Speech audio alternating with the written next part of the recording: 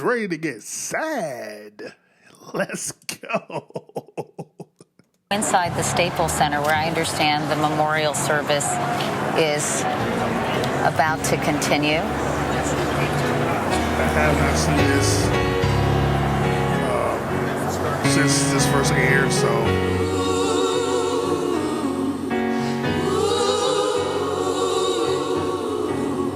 Okay.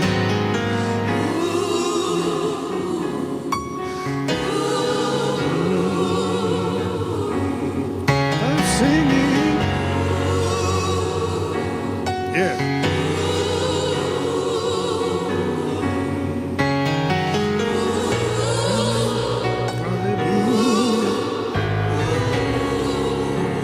Come on. Yeah. We are going to see the King. Whoop. Soon and very soon. We are going to see the King. That's crazy to me. Soon and very soon. We are going to see the King. Hallelujah, hallelujah. We're going to see the King. No more crying. We are going to see the King. No more crying. We are going to see the King. No more crying. We are going to see the King. Hallelujah, hallelujah. We're going to see the King. What a way to start off. No more dying. Yeah. We are going to see the King. No more dying. We are going to see the King. No more dying. We are going to see the King. Hallelujah, hallelujah. We're going to see the King.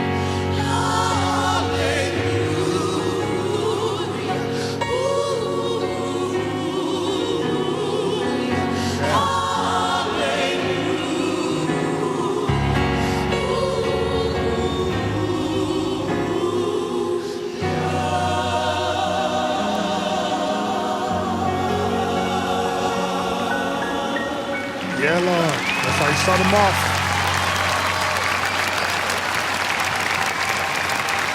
So I'm forewarning you right now, I have no idea what emotion I'm going to have throughout this. I might be happy the whole time, sad the whole time. I have no idea.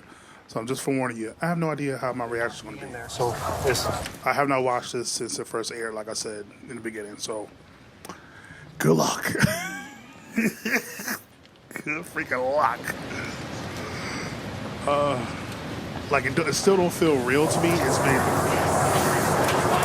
As we wait for the memorial okay. Well, while they're to talking, continue, we're like joined it's been by 20 Gordy, years and it uh, still does not feel real. Like it just doesn't. attorney, Like it really don't feel defense real. spokesman, or- Like part of me was like, I want to see the body.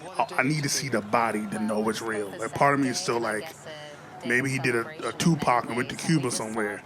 Cause I cannot wrap my mind around him being gone. Like the fact that he did, I don't know if there's any other human being that would have got this treatment outside of a president. And even a president, I don't even feel like got this like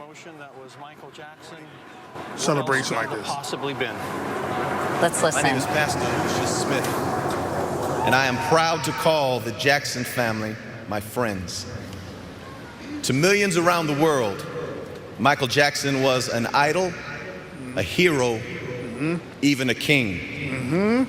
But first and foremost, this man before us today was our brother, our son, our father, and our friend. Michael Jackson was and always shall be a beloved part of the Jackson family and the family of man. And so today we gather those who know and love Michael best and those who came to know and love him through his good works. We come together in this space where only days ago Michael sang and danced and brought his joy as only he could. We come together and we remember the time. We remember this man by celebrating his life and all of the love that he brought to our own lives for half a century. Our hearts are heavy today because this man, this brother, this son, this father, and this friend is gone far too soon. But as long as we remember our time with him, the truth is, he is never really gone at all. All to him. As long as we remember him, he will be there forever to comfort us. Yes, sir. In his very beautiful and very human heart, Michael Jackson wanted nothing more than to give love to the world, to share of his singular talent and his soul, and perhaps be loved back in return. Through his words, his music, and his countless good deeds, Michael did so much to try and heal our world. And so for the Jackson family and for all who grieve his loss everywhere in our world, may this moment of remembrance, a moment of healing, a moment of music, and a moment of love bring comfort to those who loved our friend. God bless you. Nice.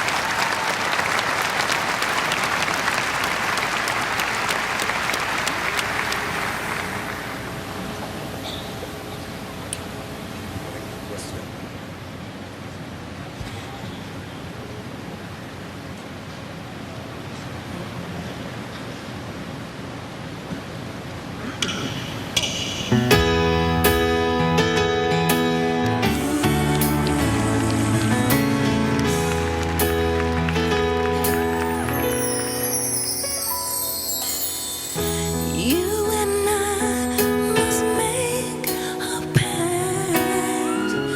We must bring salvation back. Where there is love, I'll be there. I'll reach out my hand to you. I'll have Mariah. in all you do. Just call my name, Okay. and I'll be there. Trailer Rams,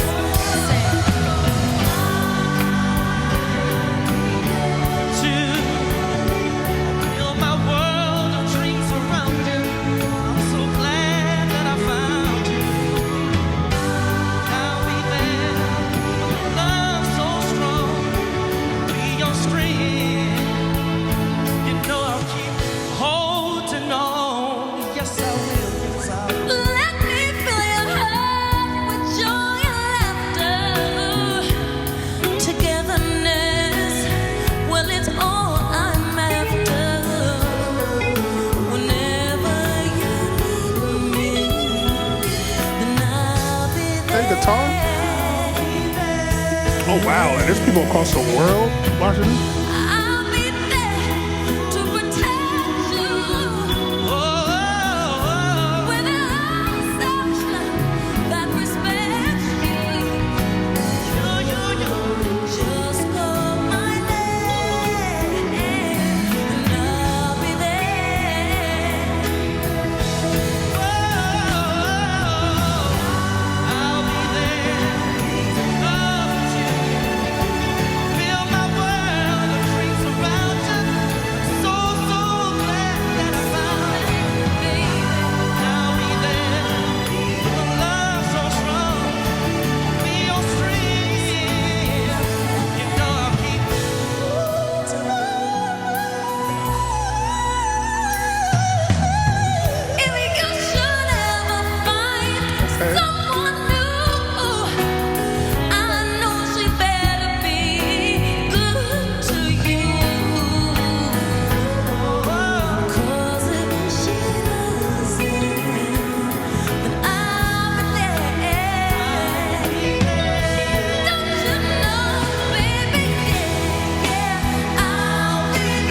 dress is fire.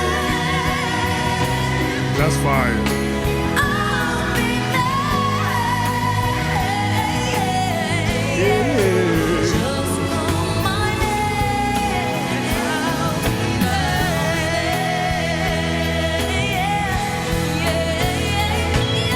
Shocked. I thought someone would go, okay. I was definitely waiting for somebody to say, look over your shoulder, son. Okay.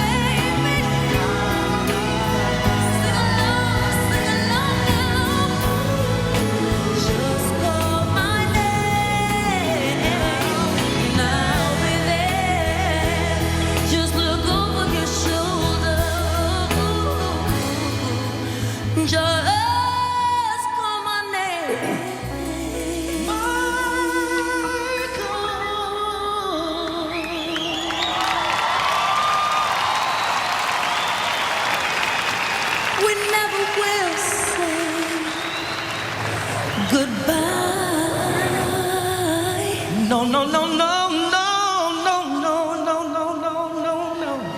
Even through the pain and heartache, we will be right there. Yeah, yeah, yeah, yeah, yeah, yeah.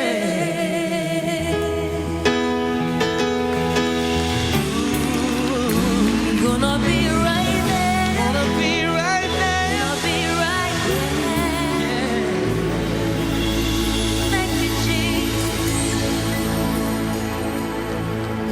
We miss you.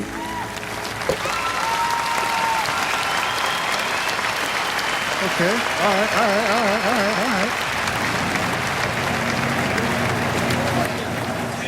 I have like no expectations at all, so I don't remember like the only person I remember being here is like probably Stevie Wonder because he's at everyone's funeral, and like Usher, like because he actually went down and touched the casket. Outside of that, I don't remember anybody else that was here. So the reason I smiled was because it's like, bro, Michael at 8. And loving Michael from a distance. All of you.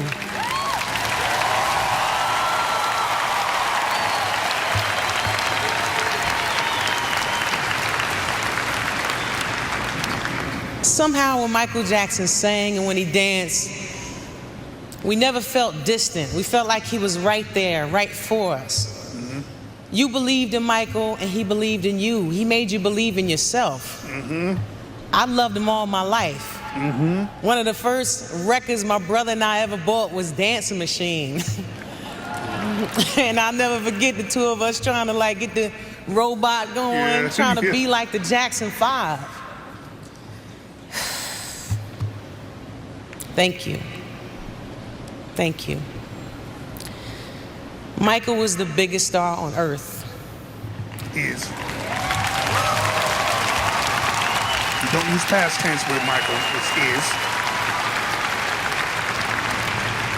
He let me know that as an African American, you could travel the world. There was a world outside of America. Other people, all you people who came here to pay respect to someone who you felt was one of you, a human being, first. Mm-hmm. Mm-hmm. This morning I spoke with perhaps one of our greatest poets, Maya Angelou, and I'm so honored that she asked me to share some words that she wrote for Michael. Oh, wow. We Had Him by Dr. Maya Angelou. Oh, snap. This might give me Beloveds, now we know that we know nothing. Now that our bright and shining star can slip away from our fingertips like a puff of summer wind. Without notice, our dear love can escape our doting embrace, sing our songs among the stars, and walk our dances across the face of the moon. In the instant we learn that Michael is gone, we know nothing. No clocks can tell our time, and no oceans can rush our tides. With the abrupt absence of our treasure, though we are many, each of us is achingly alone, piercingly alone. Only when we confess our confusion can we remember that he was a gift to us, and we did have him. He came to us from the Creator, trailing creativity and abundance. Despite the anguish of life, he was sheathed in mother love and family love and survived, and did not more than that. He thrived with passion and compassion, humor and style. We had him, whether we knew who he was or did not know.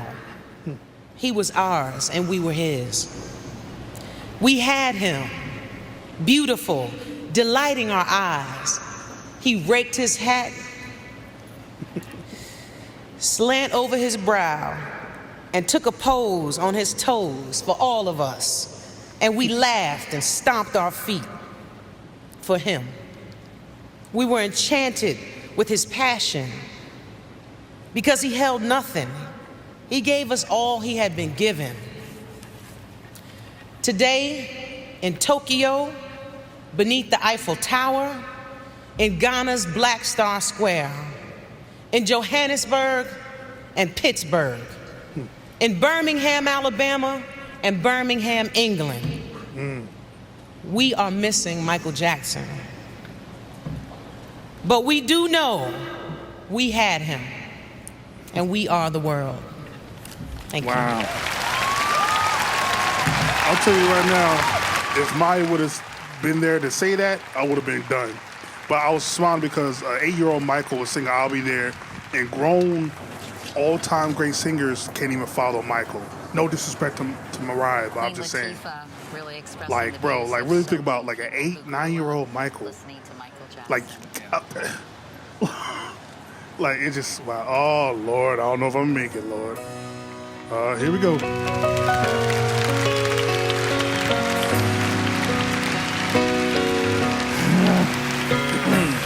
Father, help your children. I know, Aaron. And don't let them fall by the side of the road. Oh, and teach them to love one another, that heaven might find a place in their hearts.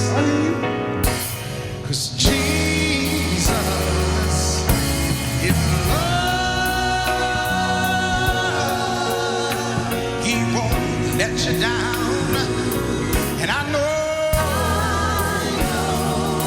He's mine.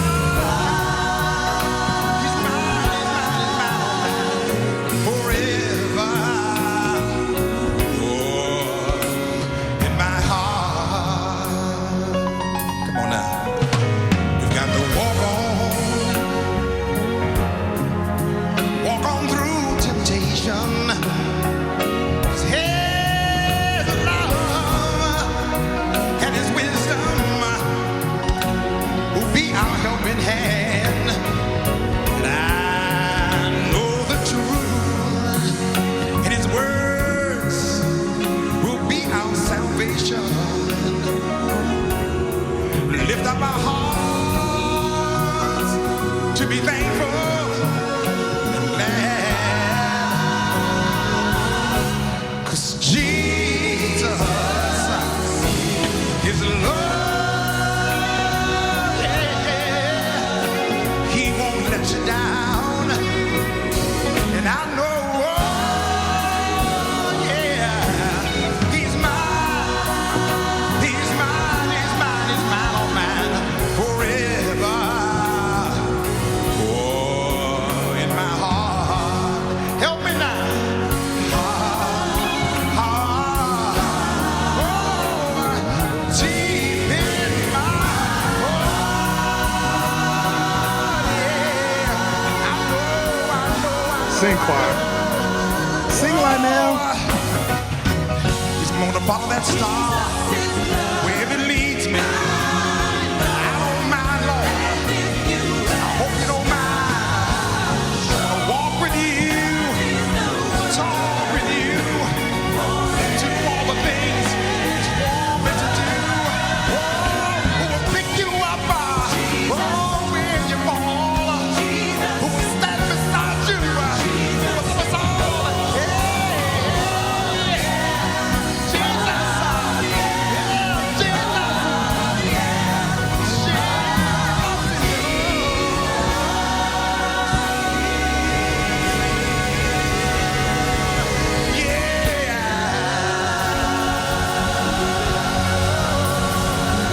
Come on, Lionel. That's what I'm talking about. Yes, sir. I ain't gonna lie, I thought he was gonna sing "We Are the World." I was gonna And make that was, it, of course, Lionel Richie and Randy. Lionel Richie, when he was part of the Commodores, had a very close relationship with the Jackson 5. picture. Right. The Commodores opened for the Jackson 5 in their concert tour, and Kenny just told me he actually saw that show, the Commodores and the Jackson 5 together. That's why. And did they maintain a friendship throughout their lives? Well, of course, and Lionel Richie collaborated with Michael Jackson on "We Are the World," and that was a huge record that generated a lot of money. Wow, look at these pictures. He was driven by his hunger to learn, to constantly top himself, to be the best. He was the consummate student. He studied the greats and became greater.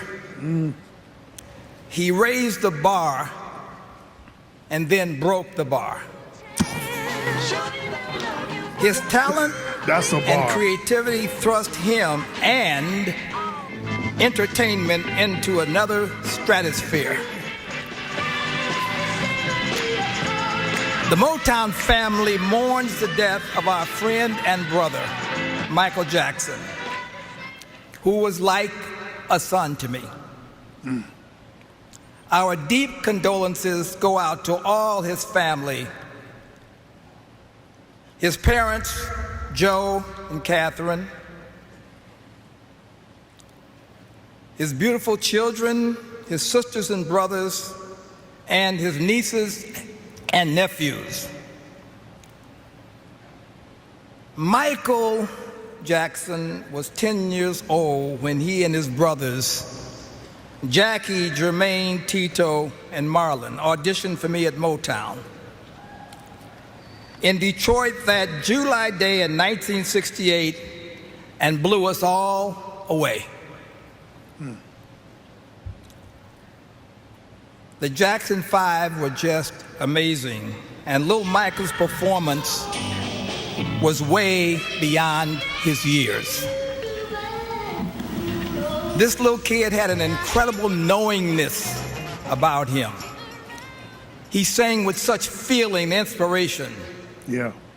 Michael had a quality that I couldn't completely understand, but we all knew he was special.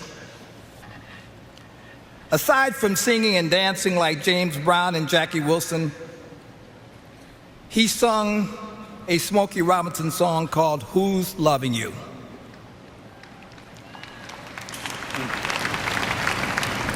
He sang it with the sadness and passion of a man who had been living the blues and heartbreak his whole life.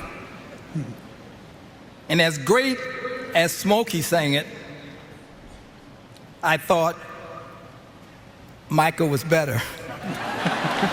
You know.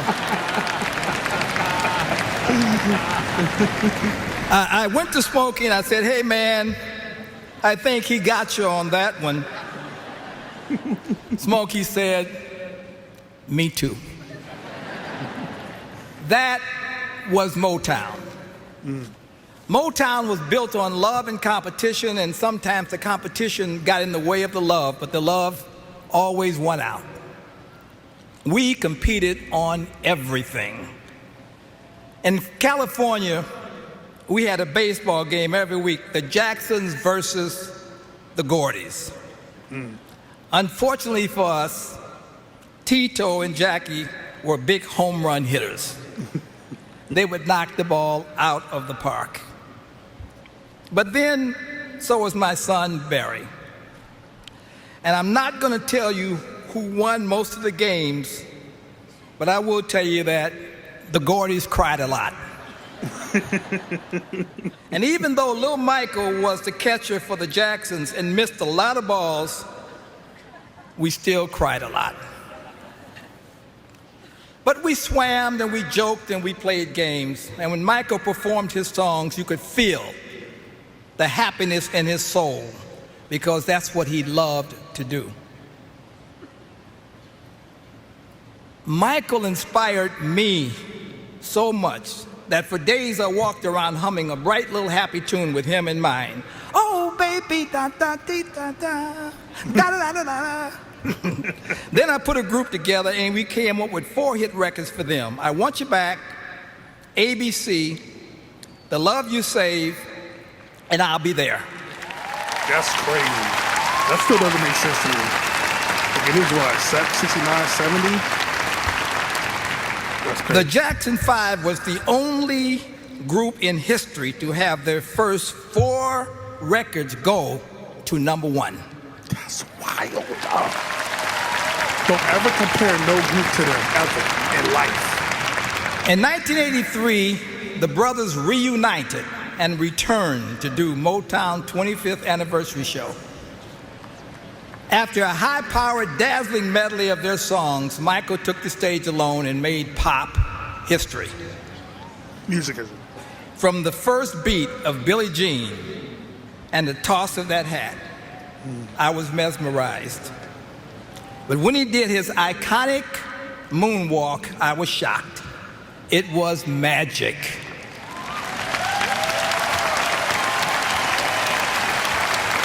That's what Michael's all about. Michael Jackson went into orbit and never came down.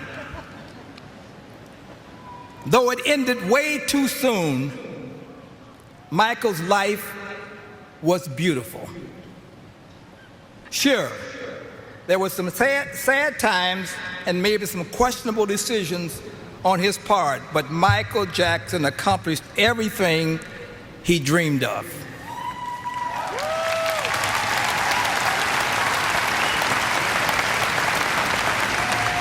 At 10 years old, he had passion. He had passion to be the greatest entertainer in the world, and he was willing to work as hard to do whatever it took to become what he indeed became, the undisputed king of pop, the world over.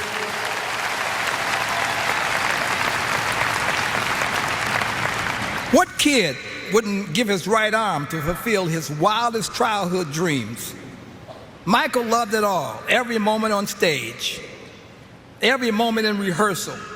Michael loved creating what had never been done before. He loved everything and everybody, especially his fans.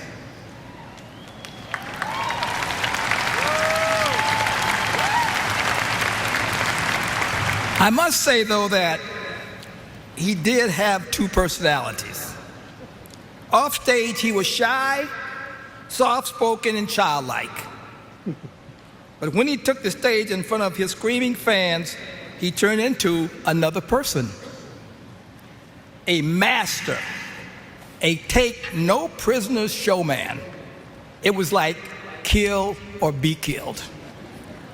I mean, Michael was awesome, totally in charge. In fact, the more I think and talk about Michael Jackson, I feel the king of pop is not big enough for him. Talk about it. I think he is simply. Music. I think he is simply the greatest entertainer that ever lived.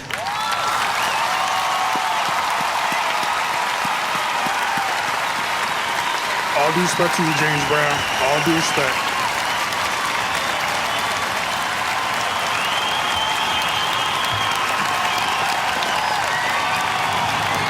Very moving speech by Gordy saying that Michael was like a son to him and that, quote, this little kid had an incredible knowingness about him, but he almost turned down the Jackson 5, didn't he? Well, he had little Stevie Wonder, and he said that's enough for one company. And yeah, he almost turned him down until he saw a videotape of Michael and the boys performing, and then he knew there was no way to turn that down. And it was Suzanne DePass that definitely made him say, stop, you better check these guys out. She was a Motown powerhouse, and she was very instrumental in the career. Yeah, very instrumental. She did the costumes and worked with them with the choreograph. Thank you for the joy. Thank you for the love. You will live in my heart forever. I love you.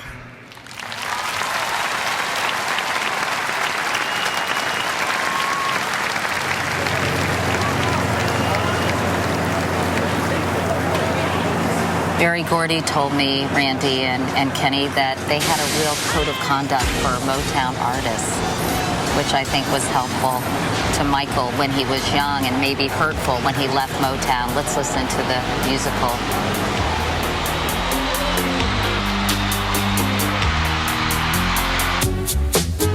What Michael Jackson's achieved. Michael Jackson, best-selling American artist. This Video Pioneer Award is given to Michael Jackson. Again, I say thank you. Thanks to God. In the past, I've gone from where is he to here he is again. I love you, Michael. But I must confess, it feels good to be thought of as a person, not as a personality. Fame, fortune, they were all illusions.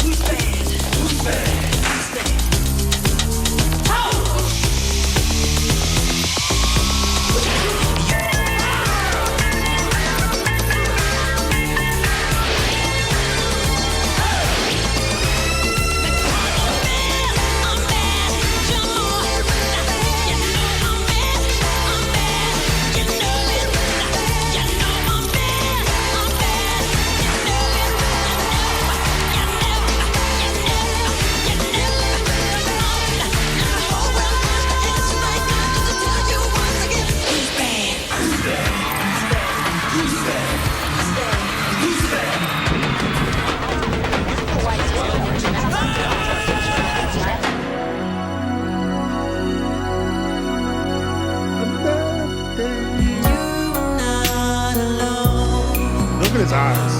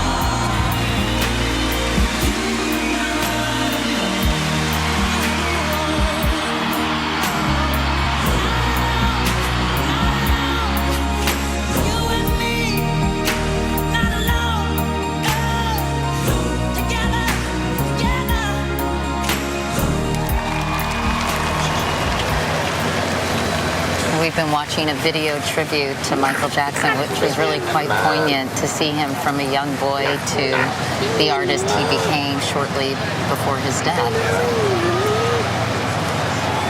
We were saying earlier that as a boy he acted more like a man, and as a man he acted more like a boy, and was always really trying to recapture the childhood he never had, wasn't he, Kenny? Yeah, pretty much. Oh my God.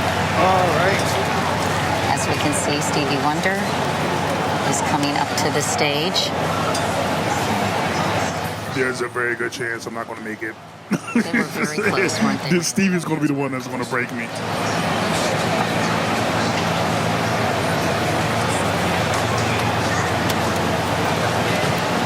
But as much as I can say that and mean it,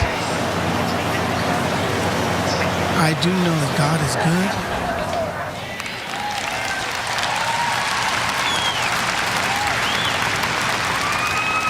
And I do know that as much as we may feel, and we do, that we need Michael here with us, God must have needed him far more.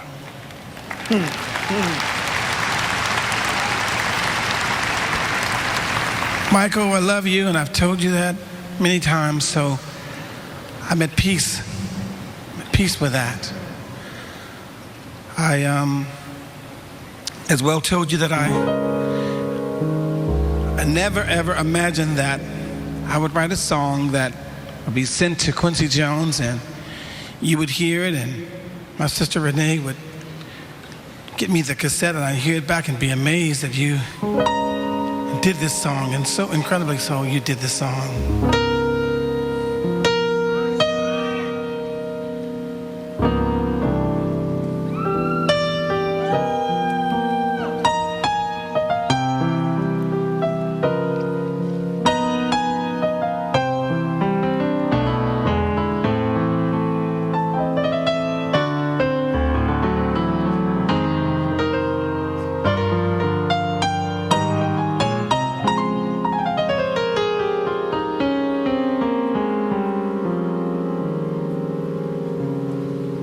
We can't help but love you forever, Michael. Oh, no. Don't do this to me, Stevie. Don't do this. I never dreamed you'd leave in summer. That's crazy. That's freaking insane, Stevie. I thought you would go. Come back home. I thought the cold would leave by summer, but my quiet nights will be spent alone.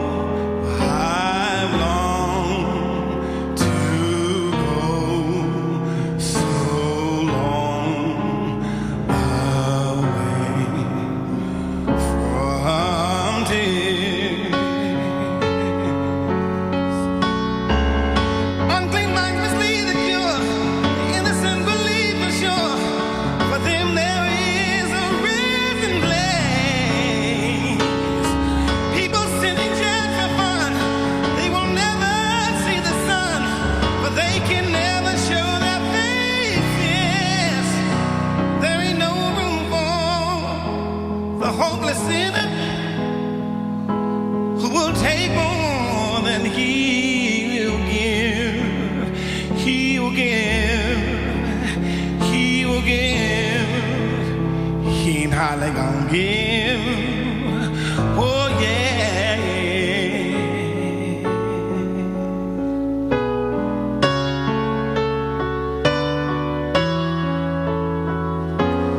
The greed of man will be far away from me, and my soul will be free, and they won't go when I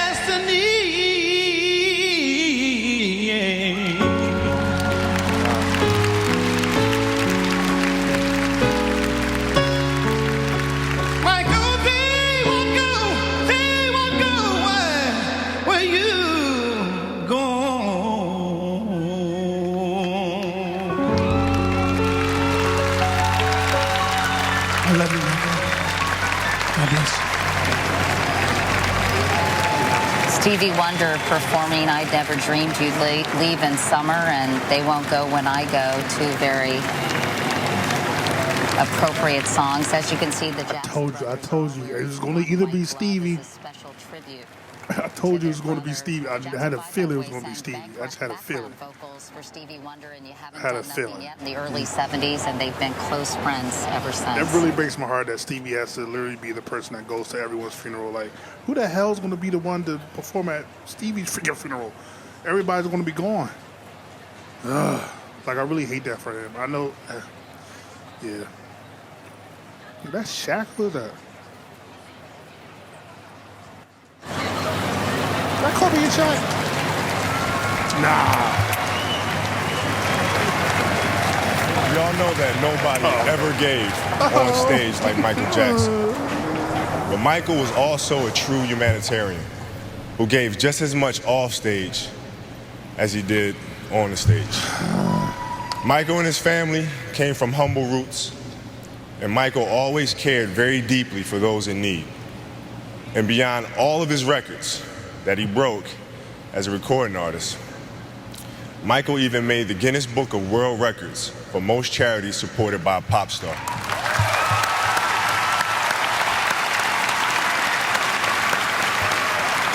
Sadly, I don't because think he ever gonna gave be so broken. much to do so many of us for so long, Michael Jackson will be with us forever.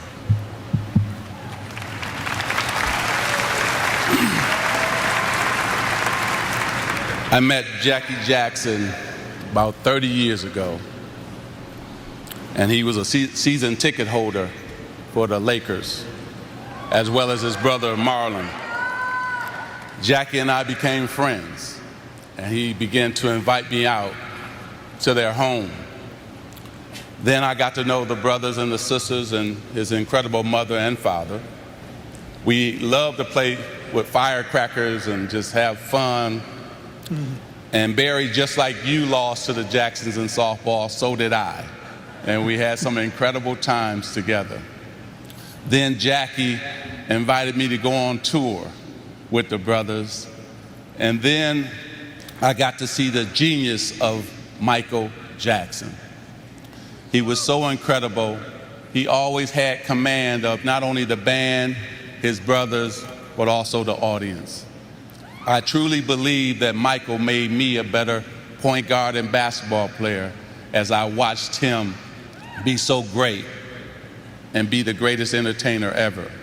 From there, Michael called me one day and said, I want to talk to you about being in a video, Remember the Time.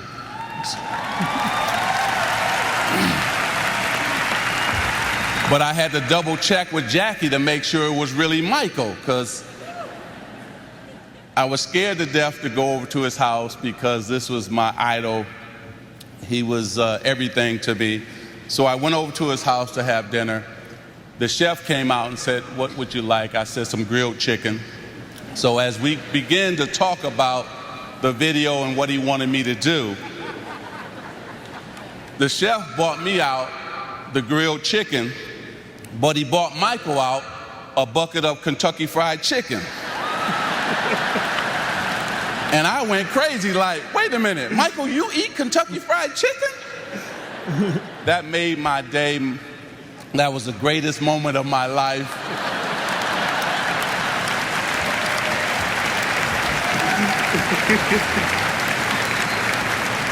We had such a good time sitting on the floor, eating that bucket of Kentucky Fried Chicken. And I want to say this. This is a celebration of his life, of his legacy.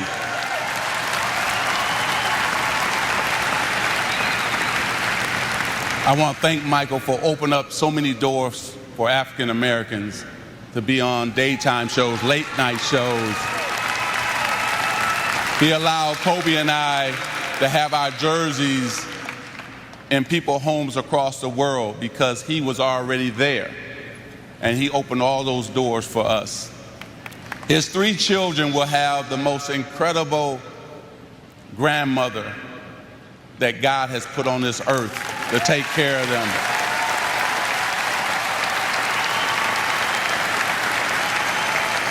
Michael's 3 children will have incredible uncles and aunts to take care of them as well. And they will have plenty of cousins to play with. So may God continue to bless this incredible family. We say that we're praying for you. Remain strong. We want to thank the city of Los Angeles for putting this on, AEG for putting it on as well. And may God continue to bless you, Michael. Because it's Michael's memorial, I'm going to keep it respectful. I'm going to keep it cute. Kobe Bryant and Michael Jackson, and we're told Michael used to show Kobe Bryant. Like I said, because it's Michael's memorial, I'm going to keep it. I'm going to keep it player. I'm going to keep it cute. Going to his house and being surprised he was eating. Seeing Kobe, it really hurt me. I forgot to. Oh my God. And the funny part is, I've always been a Sixers fan. I hated Kobe and I hated Lakers. It wasn't until Kobe retired that I actually appreciated him. Still.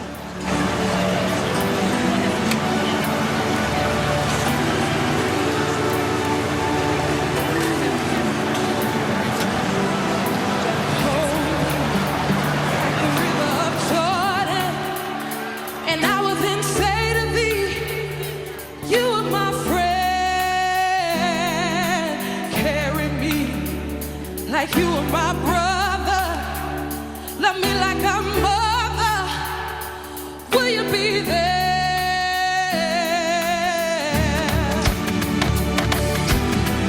Yeah. Yeah. Oh Lord. Yeah.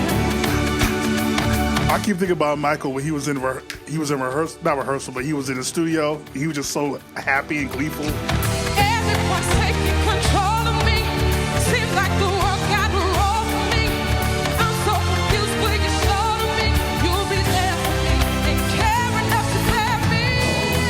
Hold me, show me something lonely. Yeah, carry me there. Lead me, love me and feed me, free me, kiss me and free me, free me. I will feel glad. You love, carry me, lonely, carry me slowly, carry me there. Save me, heal me and bathe me. Sometimes I get lonely. Yeah, I will be there. Lift me up slowly. Lift me up high, carry me lonely. Lift me up slowly. Show me you care. Hold me, lay your hand lonely. Hold me, softly and boldly. Hold me, carry me there. Lead me, love me and feed me. Kiss me and free me. I will feel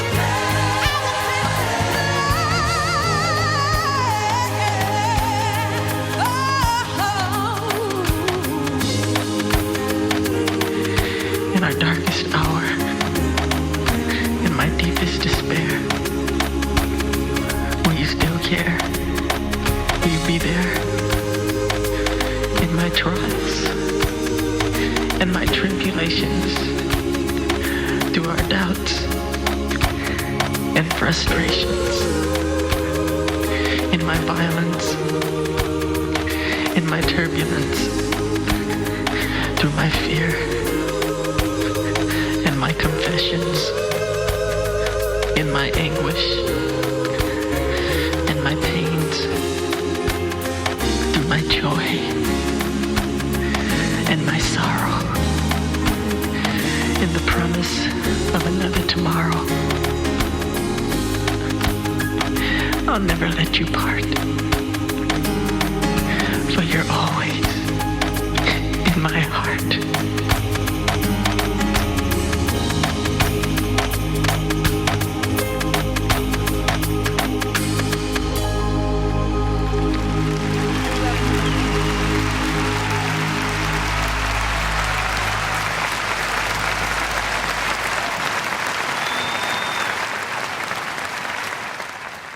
Oh wait, Michael's performance of "Will You Be There"? I think was it MTV anniversary, but just in general. Like I love that choreography of that. But yeah, him in the it's already on my YouTube page. Him in the studio hearing "Will You Be There," like him just being gleeful, like, bruh.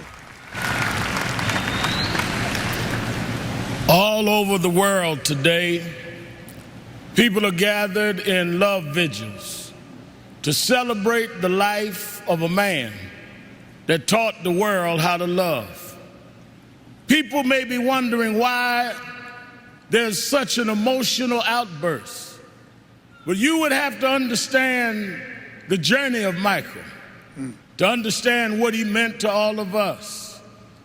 For these that sit here as the Jackson family, a mother and father with 9 children that rose from a working class family in Gary, Indiana. They had nothing but a dream. No one believed in those days that these kind of dreams could come true. But they kept on believing, and Michael never let the world turn him around from his dreams. I first met Michael around 1970, Black Expo, Chicago, Illinois, Reverend Jesse Jackson, who stood by this family till now. And from that day as a cute kid to this moment, he never gave up dreaming. It was that dream that changed culture all over the world. When Michael started, it was a different world. But because Michael kept going, because he didn't accept limitations, because he refused to let people decide his boundaries, he opened up the whole world. In the music world, he put on one glove, pulled his pants up, and broke down the color curtain, where now our videos are shown and magazines put us on the cover. It was Michael Jackson that brought blacks and whites and Asians and Latinos together. It was Michael Jackson that made us sing "We Are the World" and feed the hungry long before Live Aid. Talk, Reverend.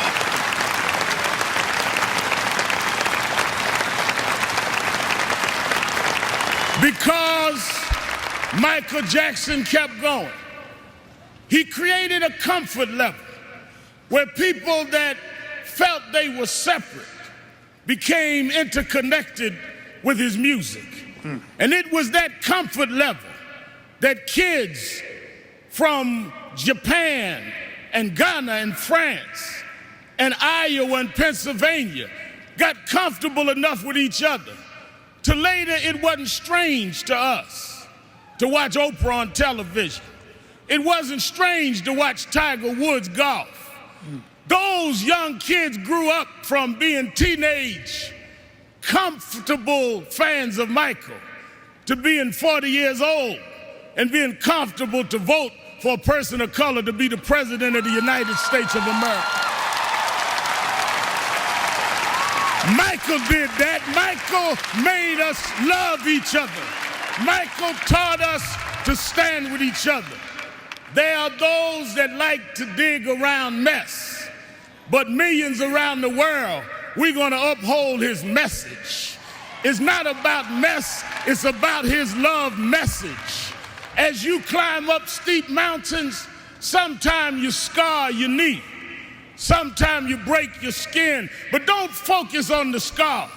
Focus on the journey. Michael beat him. Michael rose to the top. He outsang his cynics. He outdanced his doubters. He outperformed the pessimists. Every time he got knocked down, he got back up. Every time you counted him out, he came back in. Michael never stopped. Michael never stopped. Michael never stopped.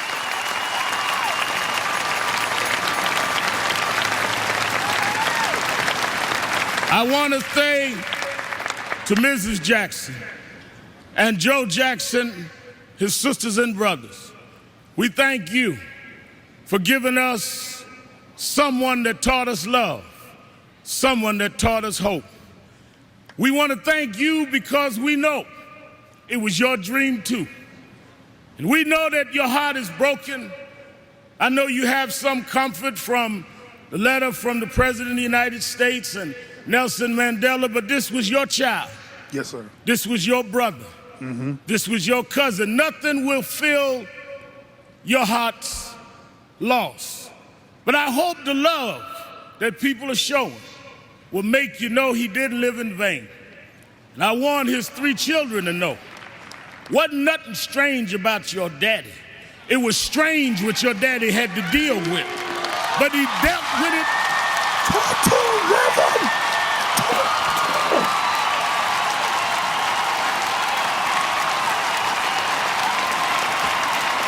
Talk to him, Rev.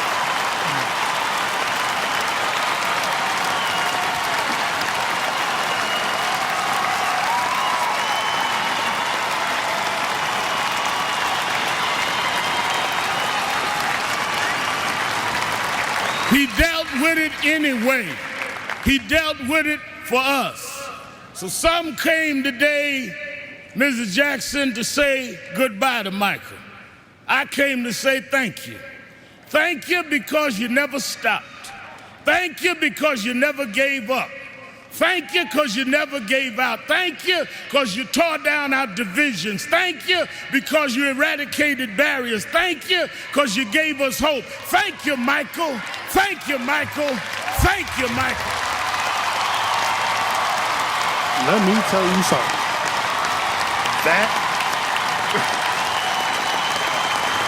That hands down might be one of the greatest speeches of ever, like, of all time, bro. Like, ever. Reverend Al Sharpton, who became a very good friend with Michael. Like, later I had my thoughts on brother Al, but I gotta give it to him on that one. That was one of the greatest speeches I ever heard in my life, bro. Cause he told no lies on that one. Michael, your daddy. I love when he said your daddy. I just talking about when your daddy wasn't strange. How the people treat him was strange. Like that right there, bro. That almost broke me. Cause boy, shoo-wee. Nothing wrong. There's nothing strange about your daddy. My Lord, boy. That was great.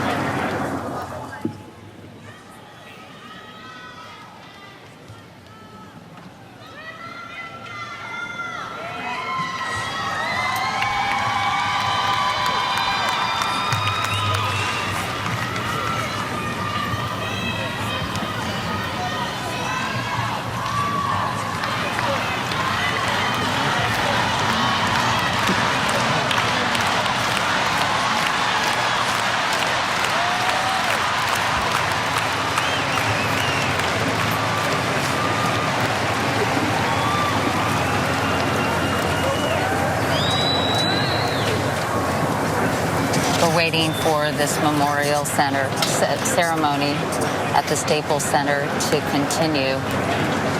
Brian Oxman told us earlier that Randy Jackson was really taking the lead in the funeral arrangements because it was slightly chaotic, but over the weekend he is the go-to guy. Let's listen to John Mayer, who's now performing.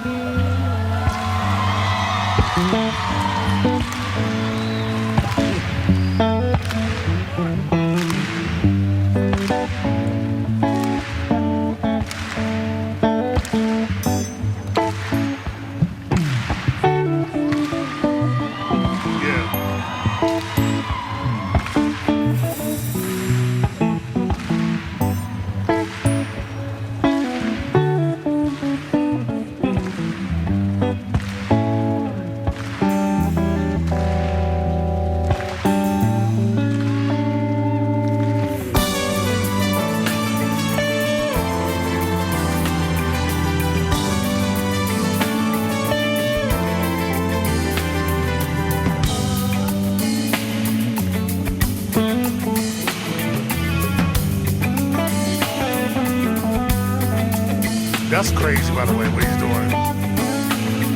Like,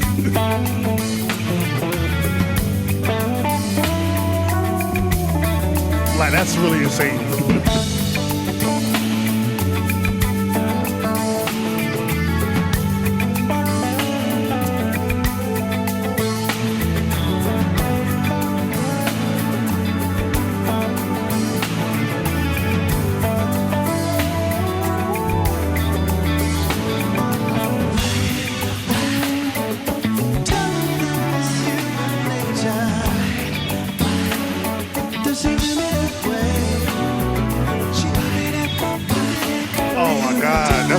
That's his backup singing? Oh my God. That's so good. Wow.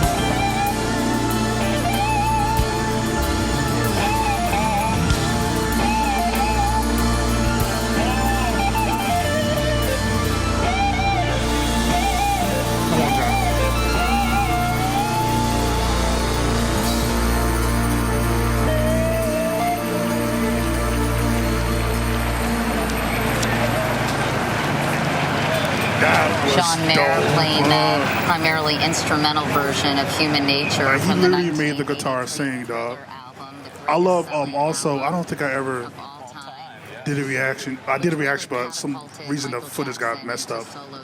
Miles Davis also did a Human Nature rendition, which I need to notate that because I gotta remember to do that reaction again and post it because I love Miles Davis' version He too. was so driven to repeat the success of Thriller after that and was always disappointed when, say, Bad didn't do as well as Thriller, despite the fact it sold, 25 million copies worldwide.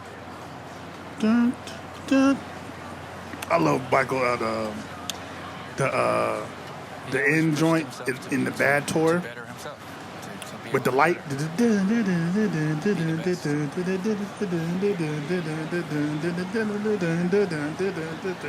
he did the freaking. I think approaching. Like what? Microphone is Brooke Shields. Oh my God! Let's go, Brooke. What's up, Brooke? I know she actually spoke. I thought she was an artist. Yeah. Yeah. I had a feeling.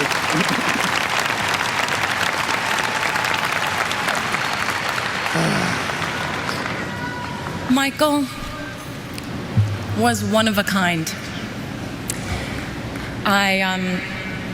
Thinking back to when we met and the many times that we spent together, and whenever we were out together and there would be a picture taken, there would be a caption of some kind, and the caption usually said something like an odd couple or an unlikely pair. But to us, it was the most natural and easiest of friendships. I was 13 when we met, and from that day on, our friendship grew. Michael always knew that he could count on me to support him or be his date, and that we would have fun no matter where we were. We had a bond. And maybe it was because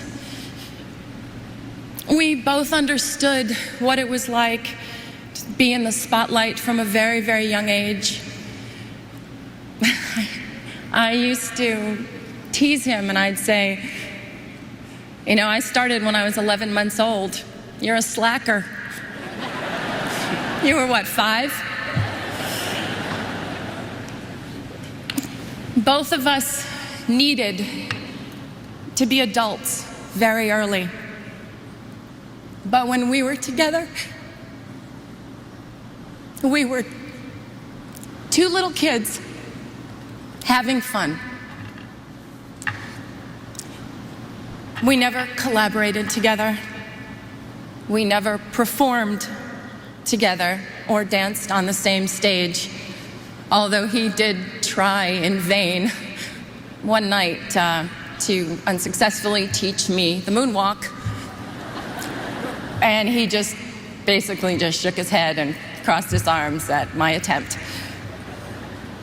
We never filmed a video or recorded a song, but what we did do was laugh.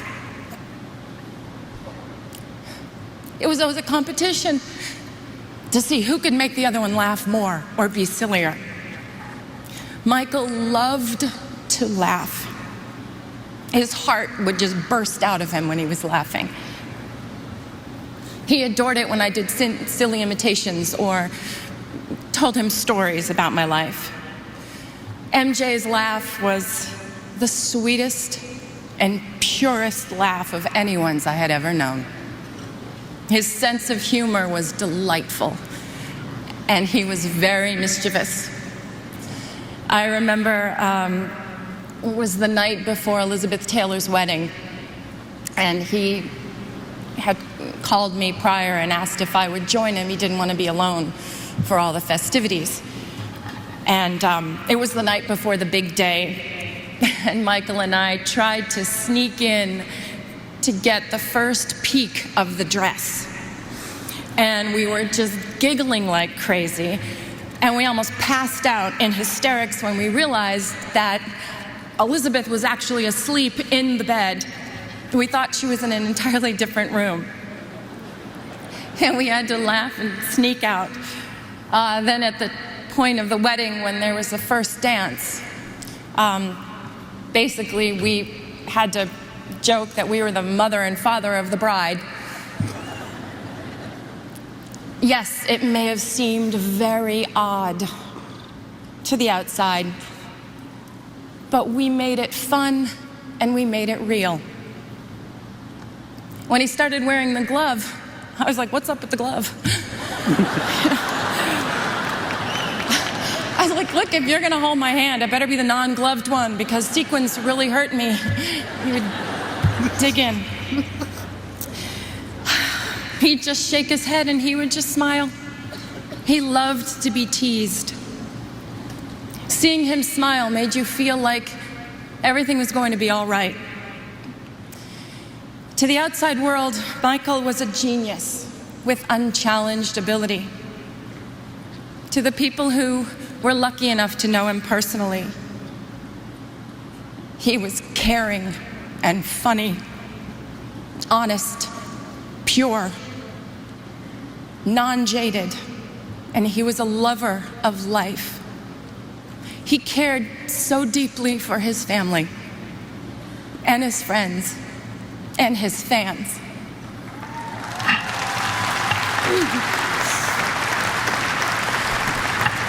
He was often referred to as the king, but the Michael that I knew always reminded me more of the Little Prince.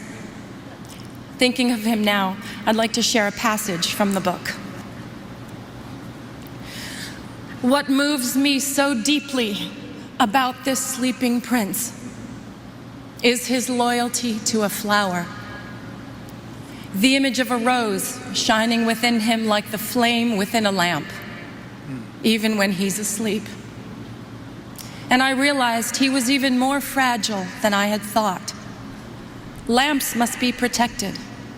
A gust of wind can blow them out. Michael's sensitivity was even more extraordinary than his talent, and his true truth resided in his heart. As the little prince also said, eyes are blind. You have to look with the heart. What's most important is invisible. Michael saw everything with his heart. To his family, his brothers and sisters, Catherine, Joe, and to his children, Prince, Paris, Blanket, my prayers are with you.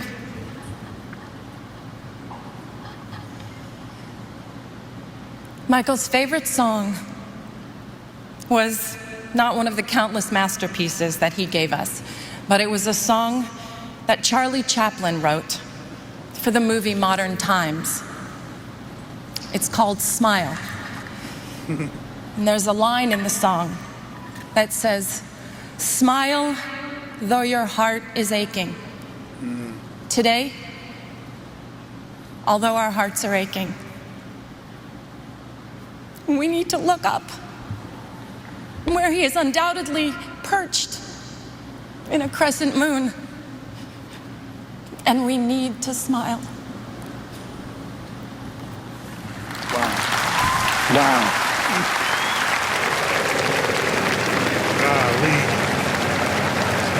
Someone who Again, I ain't gonna hold you. I thought Brooke was gonna have me, bruh. I ain't gonna hold you. Like, I thought she was gonna have me, son. Oh my gosh, man. Did y'all like freaking work with, well, I was about to say Maya Angelou. Did y'all work with like Stevie Wonder and Maya Angelou on these freaking speeches? Hot dang, bruh. Like y'all, the sweetest and purest laugh. yeah, y'all do y'all big one with these freaking speeches, dog. Really a very intimate portrayal of Michael Jackson. That was beautiful. That really was. I'm gonna keep it cute, but I always thought it would have been dope if Brooke and Michael would have been the thing. But you know, I'm trying to keep it G.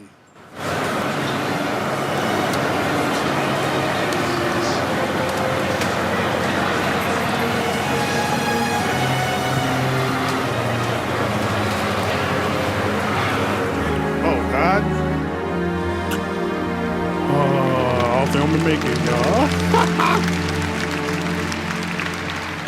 Smile, though your heart is aching.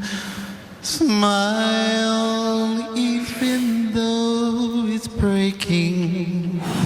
When there are clouds in the sky, you'll get by.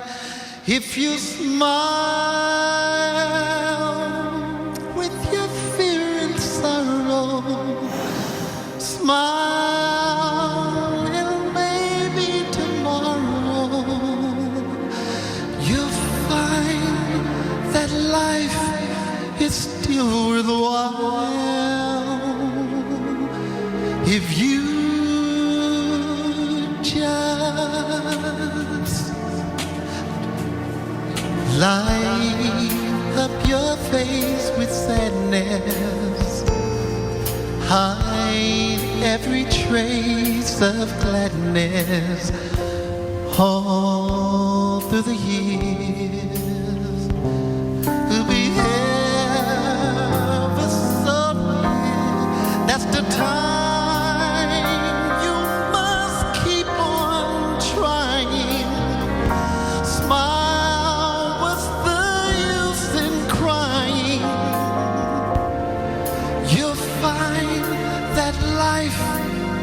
It's still worthwhile if you just smile, though your heart is aching. Smile, even though it's breaking. When there are clouds in the sky,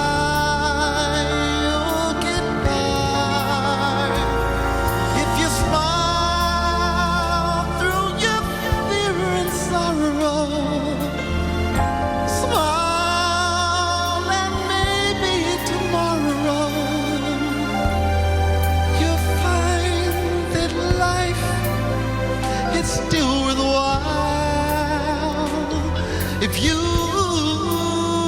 just smile.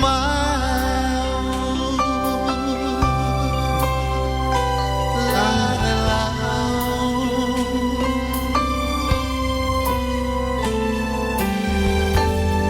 Wow.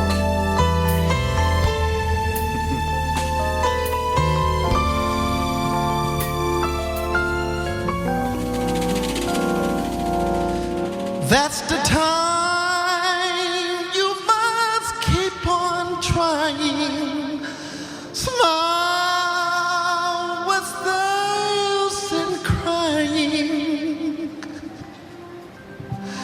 You'll find that life do the while if you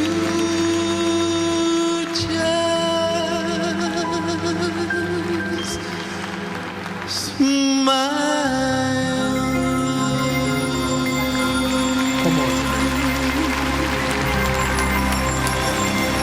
I completely forgot he performed here. Wow. Wow, I completely forgot that. Bruh. Big brother Jermaine singing Michael Jackson's favorite song from the 1936 movie Modern Times, Smile, and a song that Michael himself recorded, Randy. Yes, he did on the history.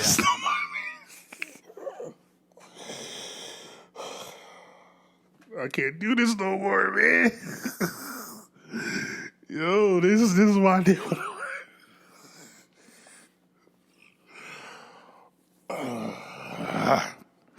want. Be your man. It don't wrong with no man crying, bro. You human emotions. God, first, I must say to Mrs. Catherine Jackson, Mr. Joseph Jackson, the children of Michael Jackson, to Michael Jackson's brothers and sisters and the entire Jackson family, our prayers and condolences are constantly with you. My father once said that in life, one must discover what their calling is.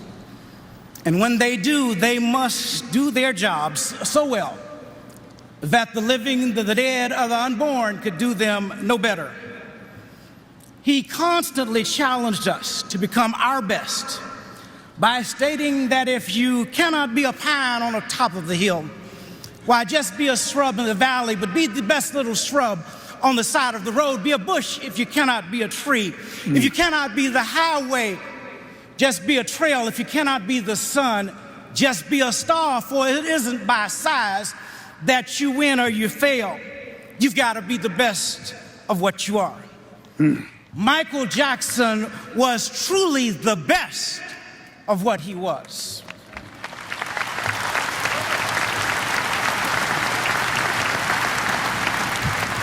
And finally, Martin Luther King Jr. said that in life, if it falls ever your lot to be a street sweeper, you must sweep streets so well.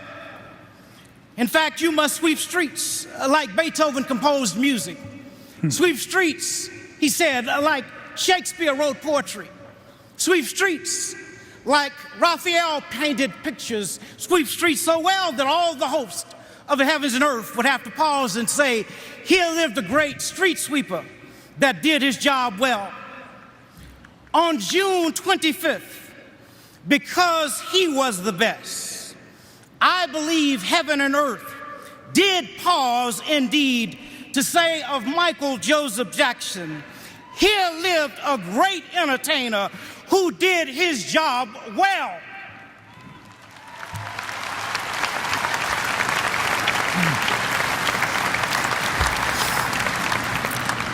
To the Jackson family, being a part of a world-renowned family who has also experienced a sudden death on more than one occasion, my prayer is that no one and nothing, public or private, fact or fiction, true or rumored, will separate you from the love of God, which is in Christ Jesus.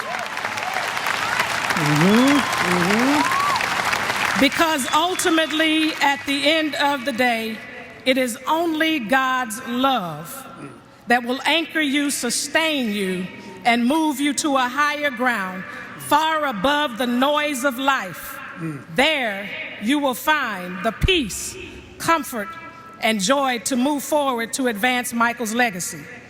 And for all of us, it is apparent that, like our father and mother, Martin and Coretta King, Michael's life and work was inspired by the love of God. Throughout the ages, few are chosen from amongst us to use their gifts and talents to demonstrate God's love in an effort to bring the world together in true sister and brotherhood. Michael was such a one. He epitomized the words of our Father that an individual hasn't started living until he can rise above the narrow confines of his individualistic concerns to the broader concerns of humanity.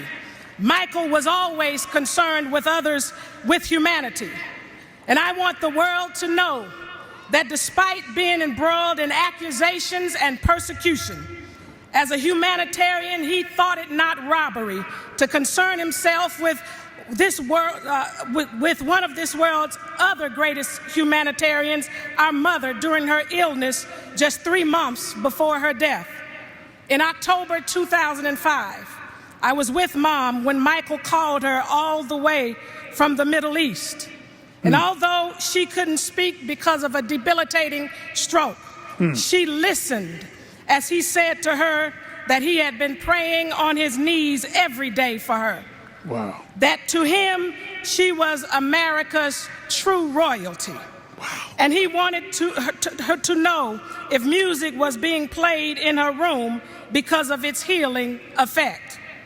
My only wish is that he could have seen the glow on her face. If faces could smile, as we know they do, that day, Michael Jackson made our mother's face smile in spite of her condition. What an unforgettable moment. That's powerful. He was such a thoughtful and selfless man, full of the unconditional love of God and good works that touched and changed lives. He was indeed a shining light. Like our father Martin, and in remembrance of Michael, may we all be inspired to go and let our lights shine. Rest in peace, our brother Michael.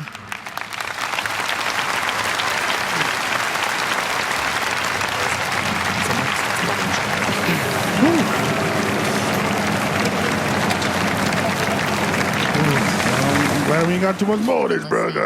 Bruh. Like, I'm going through all the emotions right now. Like, I'm trying my best not to show it, bruh. I'm going through all the emotions right now. I'm just telling you right now. But he really did open tremendous Bruh. doors for African Americans, didn't he? Be the best of you. From the get-go. We were all excited just to see this family become so famous. They were like the Beatles to us. I'm Congresswoman Sheila Jackson Lee, and I hail from Houston, Texas. But I come to you on behalf of the many members of the United States House of Representatives. I come to you on behalf of the Congressional Black Caucus, Chairwoman Barbara Lee, a Californian. And I come to you as every man and every woman, for I cannot write music or dance or sing. But I do know an American story. And to Mr. and Mrs. Jackson and this wonderful family of brothers and sisters and cousins, to Michael Joseph and to Catherine Paris and to Prince, all of these wonderful, beautiful symbols of America. And I can tell you, as a member of the United States Congress, we understand the Constitution, we understand laws, and we know that people are innocent until proven otherwise That is what the Constitution stands for.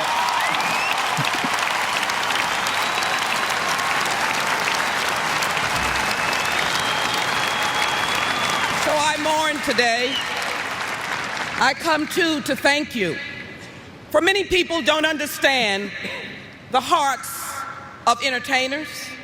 They don't know how big their hearts are. They don't know how they heal the world on behalf of America. When we're at war, our icons like Michael sing about healing the world. And so he called us into public service. It did not matter whether we were black or white. He even told us to beat it, beat the violence, and look at yourself in the mirror, because it meant that if you were going to make a difference, look at the man or woman in the mirror. I come to you today to say thank you.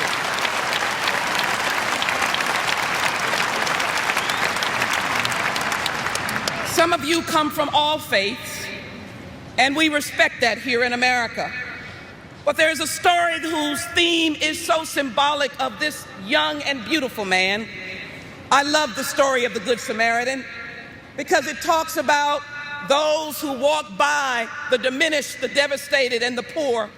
This was a broken and beaten man laying along a road. No one stopped, but someone called the Samaritan. It could be in any faith. It's all about charity and love. And I call Michael Jackson the Good Samaritan. I call him Michael Jackson, who cared and loved for the world. It bothered me. I grew up with him, as all of us, and so many did. And so what an honor and a privilege to see him up close.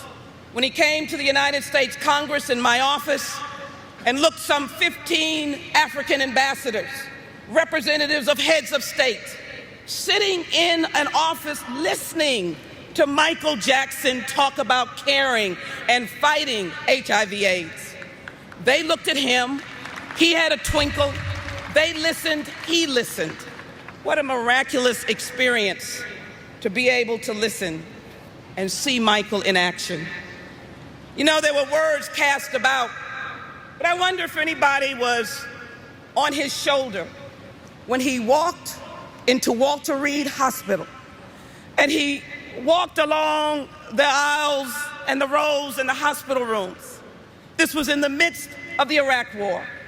Doctors stopped and nurses stopped, and individual soldiers who had lost limbs stopped and were in essence moved and touched, as Michael was, by his desire to come and thank them for their sacrifice. So don't tell me what an American story is all about. It is the salt of the earth. When this family took the talent that God had given them and made it into a miraculous and wonderful story for America. I come today for you to recognize that the flag flies, and the people who have spoken to the people's house.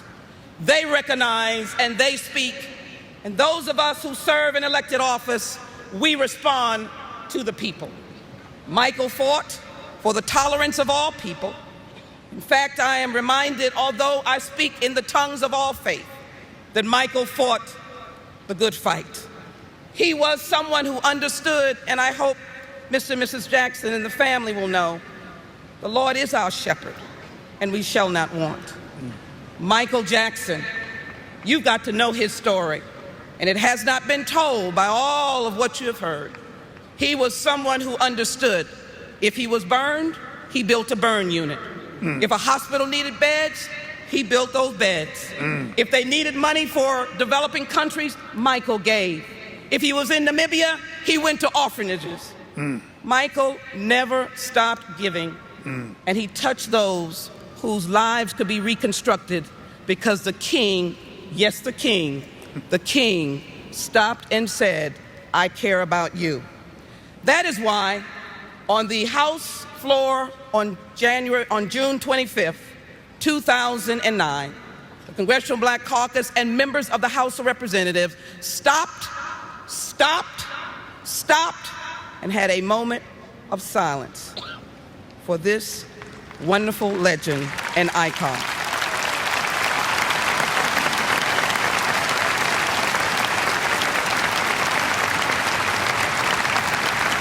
And so to the family, let me simply come as someone that wishes she was long lost, Sheila Jackson Lee, but I'll keep looking and seeing, but coming to say to you that America appreciates and thanks you for Michael Jackson's life.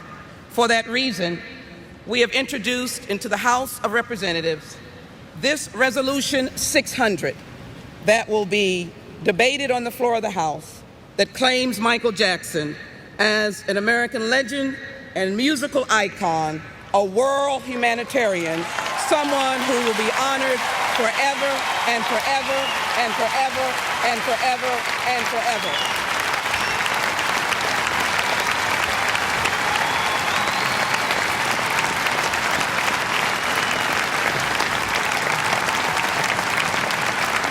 We are the world, and we are better because Michael Joseph Jackson lived. On behalf of myself and the people who have spoken, Michael Jackson, I salute you. You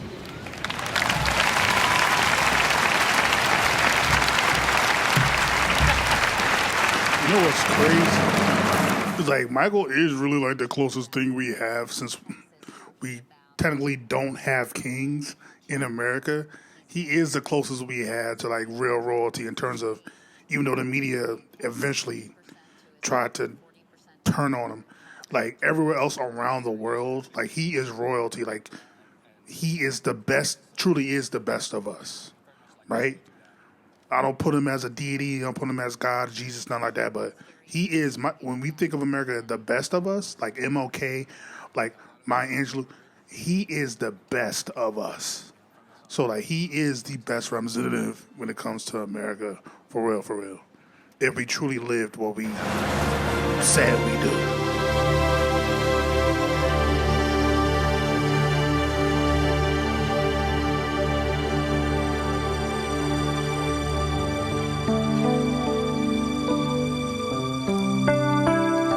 We love you, Michael. Look at those eyes, bro. You mean so much to us. Oh, there you especially are. me.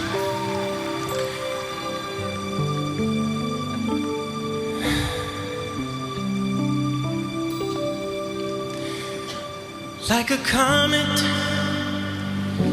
blazing across the evening sky, gone too soon.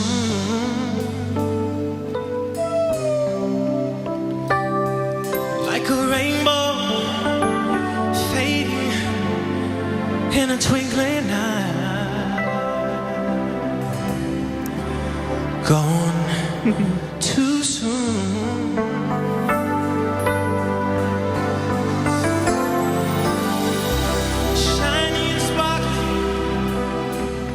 And spinning right here one day, gone one night,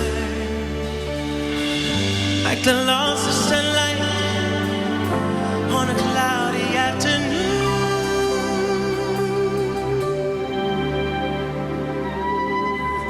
gone too soon.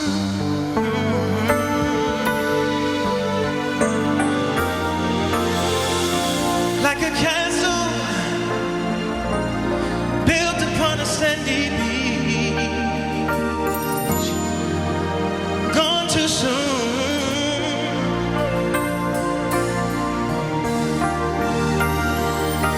Like a perfect flower that is just beyond your reach, gone too soon.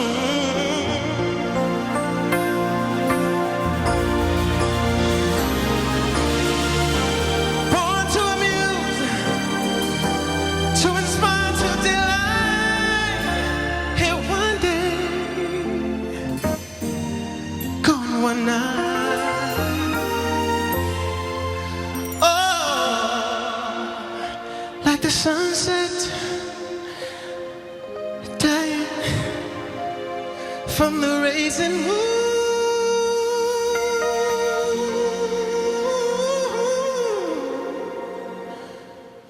Gone too soon.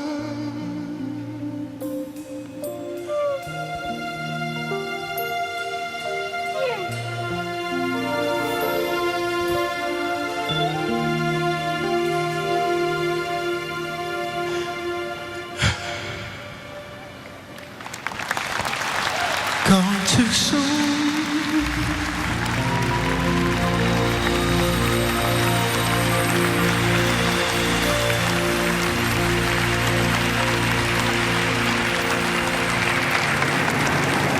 Usher singing a song that Michael Jackson wrote for Ryan White, who, of course, everyone followed Ryan White's story. He had, too soon. He had AIDS and died in 1990 at the age of 18. Yes. Wow. And their friendship was a very powerful and strong one. Yes, it was. It was very strong. And what an appropriate song and a beautiful performance by Usher. Yes. That has to be really hard to stand up there and perform and to be that close to Michael. It's got to be so rough. And to see the family and his children, and also to know that millions of people all over the world are watching this and, you know, grieving with you. Usher is just one example of Michael Jackson's extraordinary musical influence on so many people, so many artists today. Usher, Justin Timberlake, to all the boy bands that ever happened.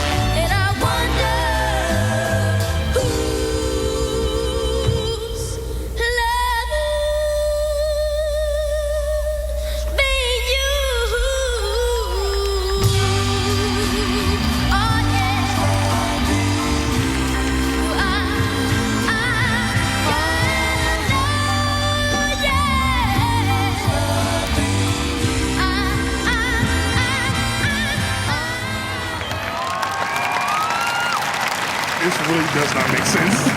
Who's Loving You, the Smokey That really does not make sense. How can a freaking 10-year-old sing like that, bro? Oh my God. What great transitions in this goddamn service. Said, you're right. I wrote that song.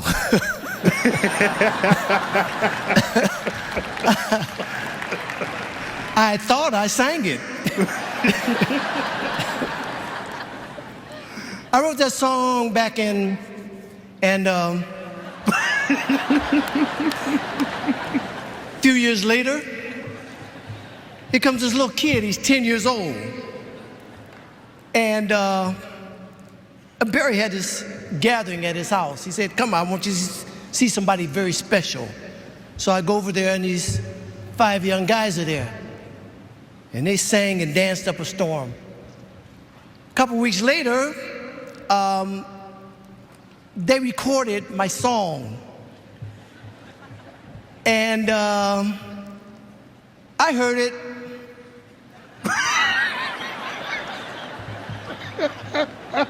I thought to myself, now they have pulled a fast one on us, because this boy cannot possibly be 10 years old. This song is about somebody who had somebody who loved them, but they treated them bad. They treated them so bad till they lost them. And now they are paying the price of wanting somebody back that they treated bad and lost. Right. How could he possibly know these things? Facts.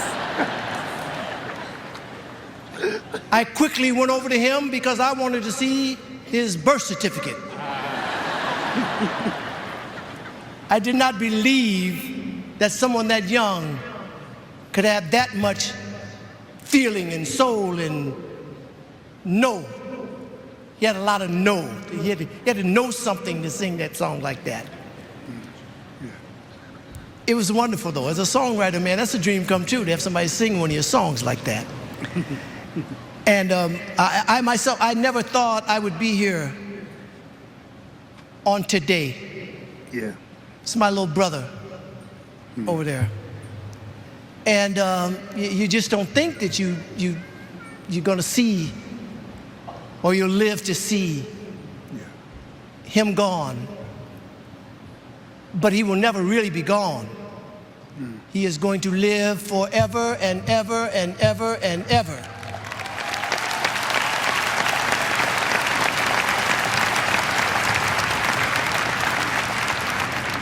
He has made an enormous impact on all of our lives, all over the world. I mean, I have young kids coming up to me now, you know, because when I do concerts, I sing Who's Loving You in the concerts.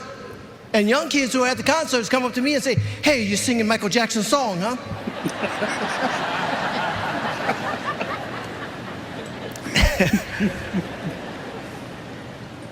But he will live on forever. I am a firm believer in blessings. And I have had so many, many blessings in my life. One of my greatest blessings was I got a chance to know the Jackson family and to know Michael and to see him. I'm glad I live in an era when I got a chance to see what everybody's been coming up here saying, the greatest entertainer of all times. I'm glad that I live in this era. I believe so much in God. I believe so much that this is not it. We have life after this is done.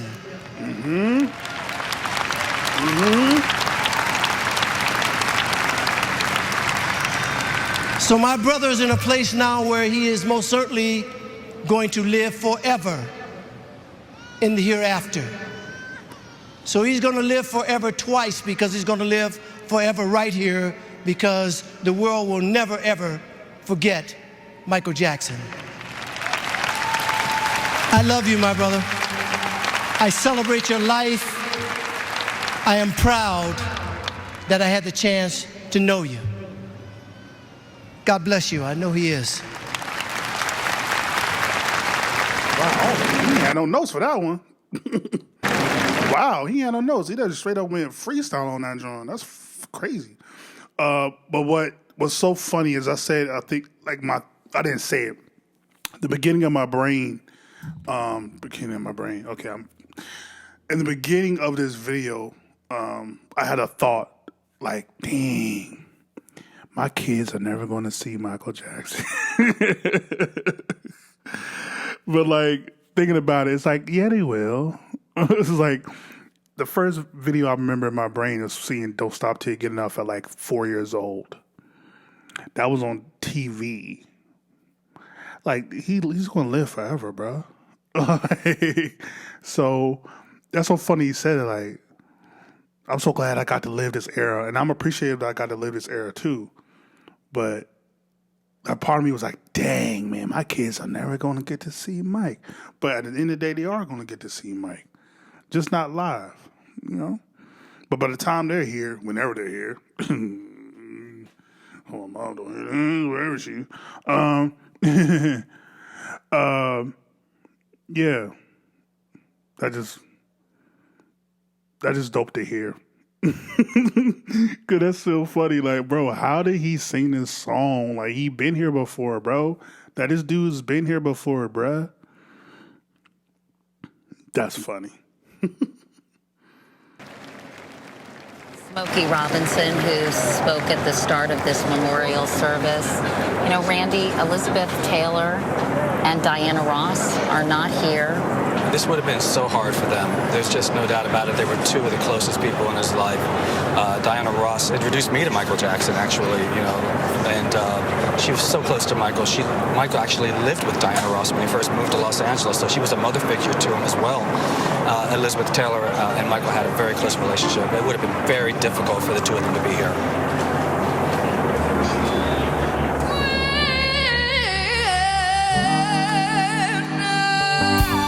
I don't know why I thought that was Jennifer Hudson again. I said, what the hell? Go ahead.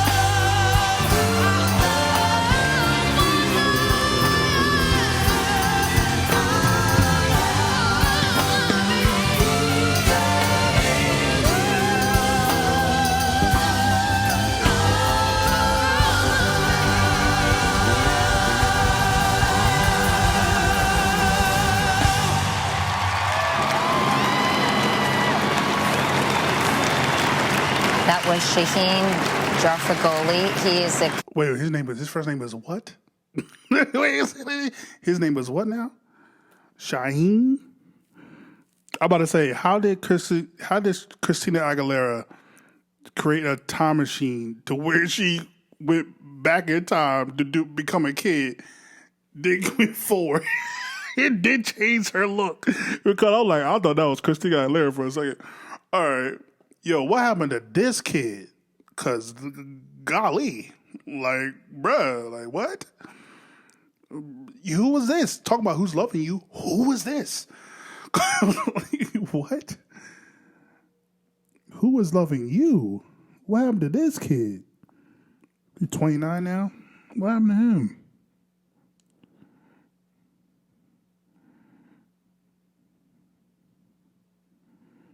Oh, yeah.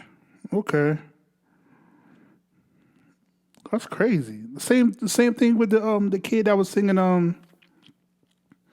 at the 30th anniversary. I forget his name. I'm like, these kids are so good. How come they didn't become more successful? Like, that's blowing my mind, bruh.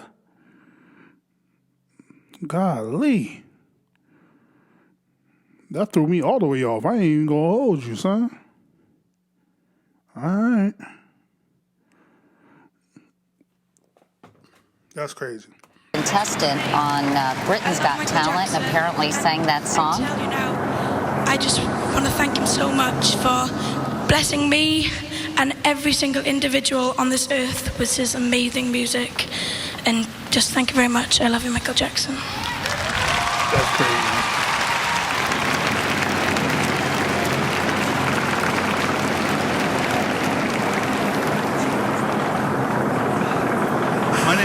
My name is Kenny Ortega. Thank you. And I was Michael's partner in the creating and directing of many of his tours, including This Is It. And Shaheem was invited by Michael to join him in London for the show. So I just wanted to introduce him to everybody and to say thank you for coming all the way out here to join us today, Shaheem.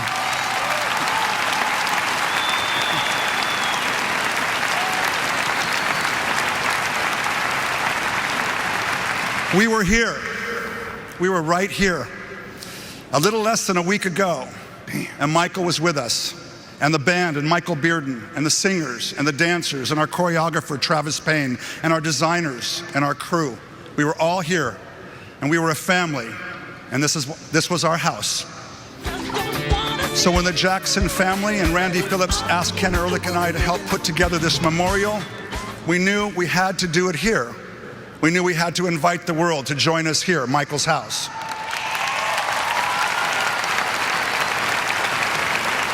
We were immediately surrounded by countless family, artists, and friends and dear hearts who unconditionally made this day possible.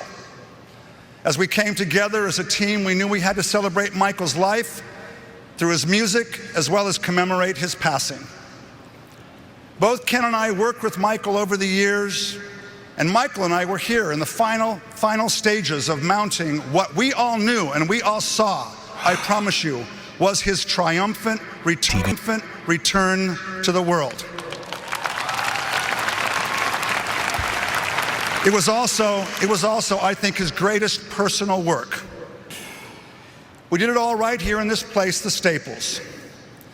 So before we conclude today's memorial, we wanted to present a performance from the London This Is It concerts. The fans have been asking for it. This was one of Michael's very, very favorite moments in the show, always. He created this and brought it to life. It is a living testament to his ability to be timeless and timely, musical and magical. This was for him, his living legacy, his care, his heart, his concern about our planet, about the human condition. Michael Jackson will live in our hearts for always, heal the world, make this a better place for our children, for our children's children. Michael, we love you more. Join us.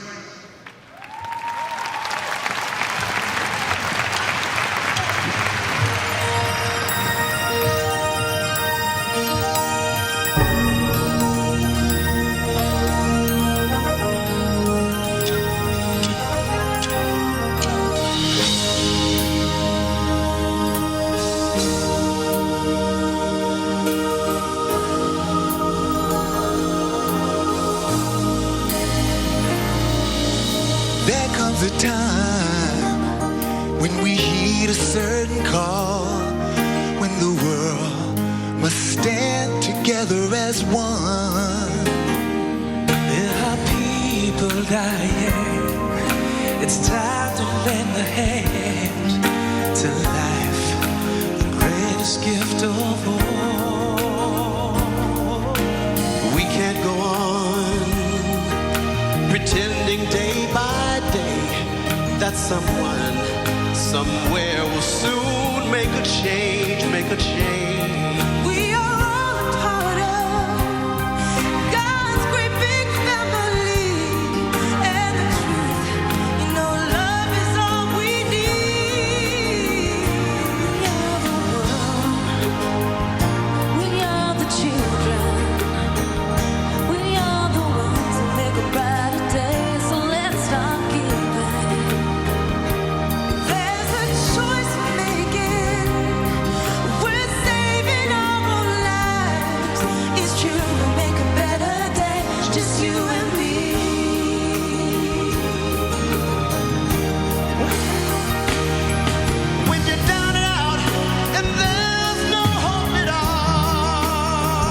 Just believe. Well, if you just believe, there's no way you can fall.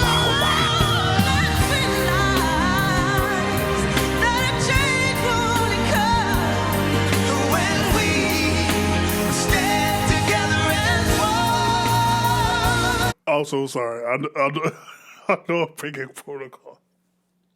I'm so sorry. Every time I hear this part, I just see Michael on his side like this. Like he's not, like he literally doesn't, like you can literally see what he is thinking. He's just standing there like, I can't get that out of my head, bro. Like, bro, hold on. I gotta do it. I gotta do it now. Hold on, I gotta do it now. I'm sorry, I gotta do it. We're almost done here anyway. I gotta do it. Hold on.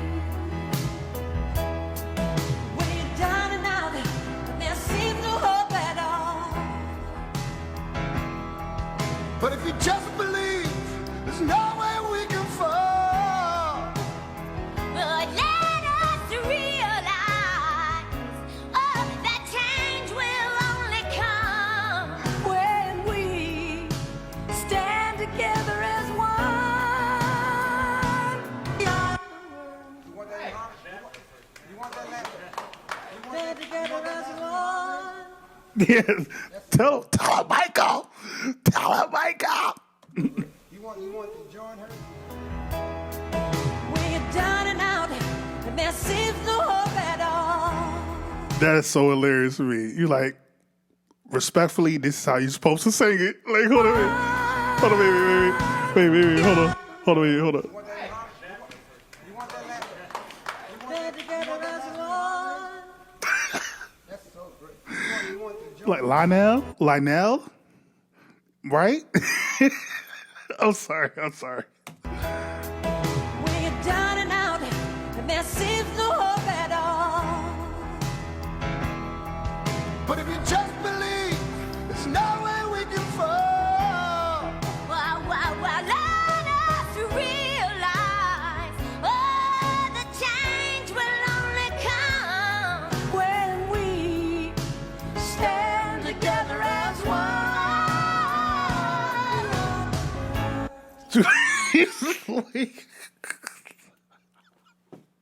Michael, like, I want to say something. Like, she better be lucky Joseph isn't here. All right, I'm done, bro. I'm sorry. Just every time I hear that song, when this song, like that specific part, like it just, I always think of that, bro. Like, yo, all right, I'm done.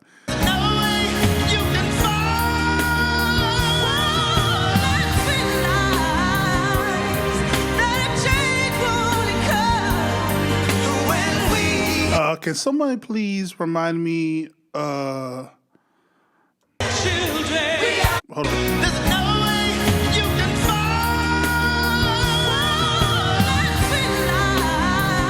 Please remind me who this is. I've completely forgot her name because I just got to shout her out because she's killing this. That's all I got to say, bro.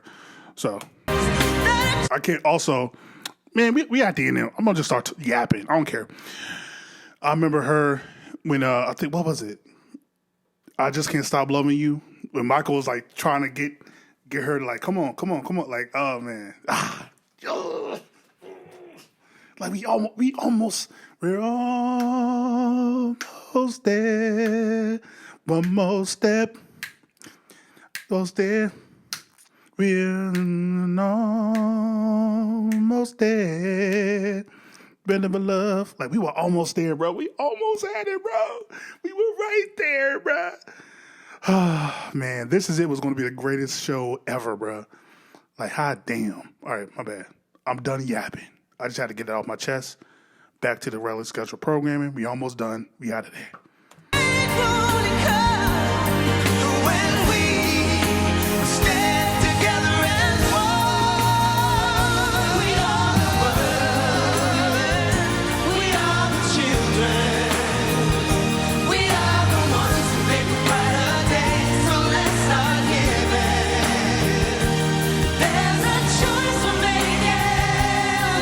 We're saving our own lives.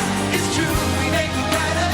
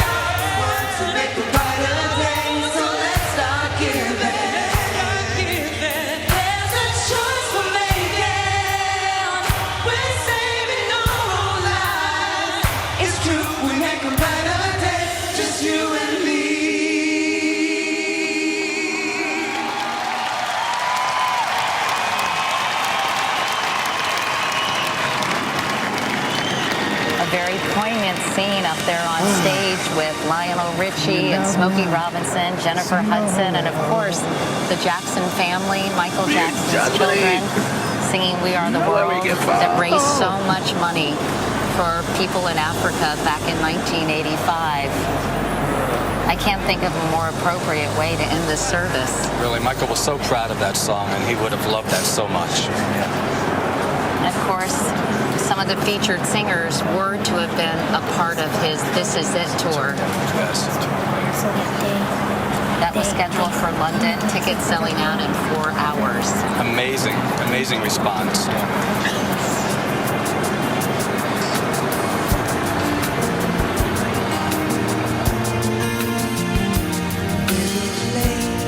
Your heart, and I know that it is love, and this place can be much brighter than tomorrow. And if you really try, you'll find there's no need to cry. In this place, you feel there's no hurt or sorrow. There are ways to get there if you cared enough for the living. Make a little space. Make a better place.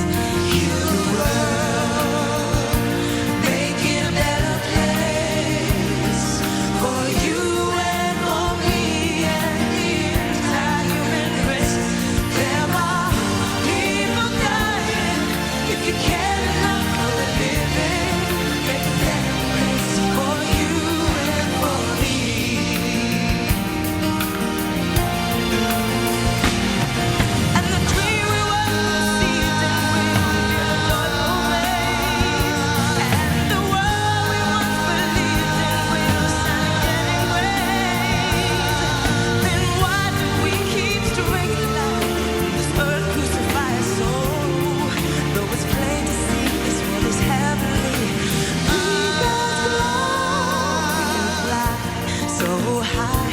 Let us spirits never die. You get on singing. My heart, I feel you are all my brothers.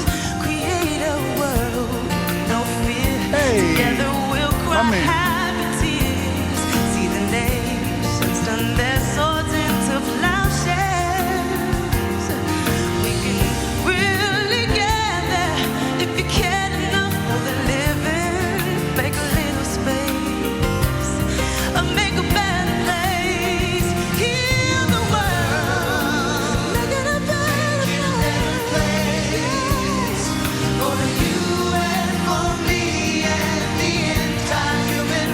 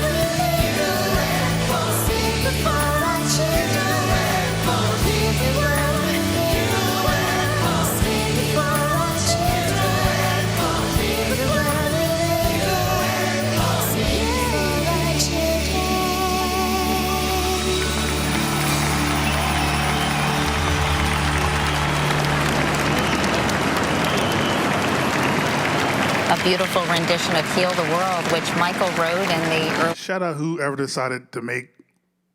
Hold on. I got to find out who this girl is because it's going to bother me now. Shout out whoever decided to make Sis lead on this. I'm like, bruh, respectfully, I don't want anybody else singing lead right now. Oh, it's going to bother me. Hold on. I just can't stop loving you. And what will I do? I just can't stop loving you. Here we go. I'm gonna get her name. Judith Hill. Okay, shout out to Judith Hill. Judith Hill. She was on The Voice. Get out of here. What's she doing on The Voice? She shouldn't have had a... Like, she sang lead on a... at the end of a Michael Jackson memorial. She shouldn't have to do any kind of contest at this point, bro. Like, she was about to be on This Is It. Like, I don't need to prove myself to nobody. Like, Michael Jackson thought I was one of the best, bro. Like, what are we doing? Okay, she got some songs out. Okay. All right, I'm sorry. That was bothering the heck out of me. Shout out to Judith Hill, bro. All right, let's go. We almost out of here. 1990s? Yes. I'm so proud of that. Yeah. It's a great song. That was great. And again, with very much the same message as We Are the World. I think he really found it important to keep reminding people of that. Well, Michael was very serious about the charities in which he was involved and the charities that he started, and the Heal the World Foundation was very important to him. And he raised a lot of... I know about to say, they put the lights up like they about to get out of here. Like, bro, no, the family still got to speak, bro. Money for humanitarian causes. I think people tend to forget that. What did that foundation do specifically, Randy? I'm sorry? What did the Heal the World... I love this look. Oh, my God. I love this look by Michael, bro. Oh, my God. Foundation do. The purpose of Heal the World and the foundation was to disperse food and money to underprivileged areas all around the world. And Michael took it on as a very personal and very intense cause. It's very important to him.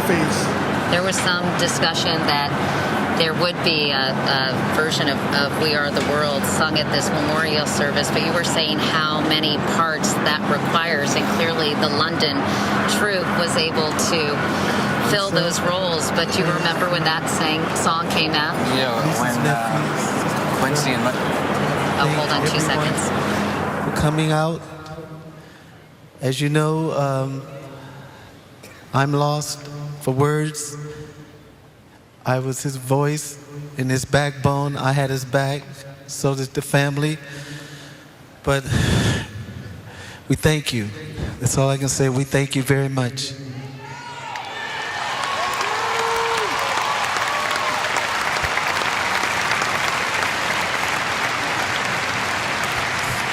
The Lord is going to get me. I hurt.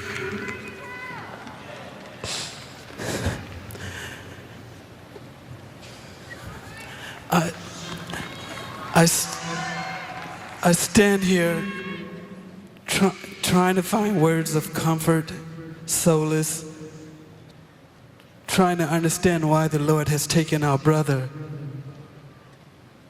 to return home from such a short visit here on earth. Michael, when you left us, a part of me went with you. And a part of you will live forever within me, but also a part of you will live forever within all of us. Michael, I would treasure the good times, the fun we had, singing, dancing, laughing. I can remember when we used to come home from school and we would grab a quick bite to eat and we'd try to watch the Three Stooges, as much of it as possible before Mother would come in and say it's time to go to the recording studio. I also, Michael, remember a time when I went into the record store and there was this man purchasing a lot of CDs, and he would go and grab another batch of CDs. He was an older gentleman. He had short afro, but crooked teeth, and his clothes were rumpled. I walked up behind him and said, "Michael, what are you doing in this store?" He turned to me and said, "Marlon, how did you know it was me?" I told him, "You're my brother. I can spot you anywhere, regardless of your makeup. I know your walk, I know your body language, and those shoes did not help." Michael wore the same shoes wherever we went. But I guess that was his way of trying to experience what we take for granted. We would never understand what he endured. Never. Not being able to walk across the street without a crowd gathering around him. Being judged, ridiculed. How much pain can one take? Maybe now, Michael, they will leave you alone.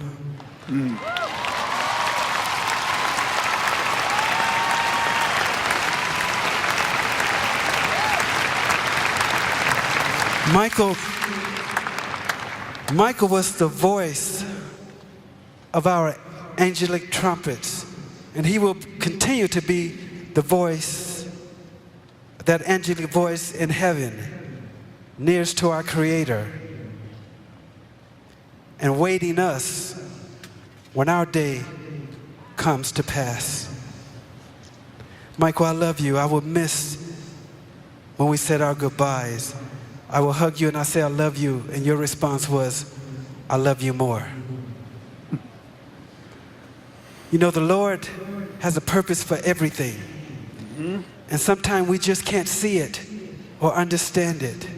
But it will be made clear to us when we reach that ultimate reward of being in His presence. And Michael, you're there. You're right there. You have finished your work here on earth, and the Lord has called for you to come home with Him. So I thank you, Michael. I thank you for all the smiles that you've placed in many people's hearts. And I thank you for everything that you've done for others across this globe in the Lord's name. And I have one request, Michael, one request. I would like for you to give our brother, my twin brother, Brandon, a hug for me. I love you, Michael, and I'll miss you.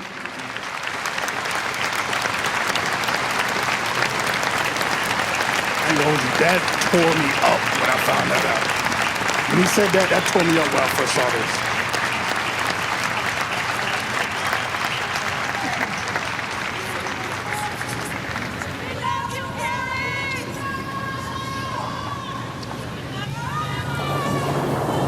I thank you, Janet. Want to say something?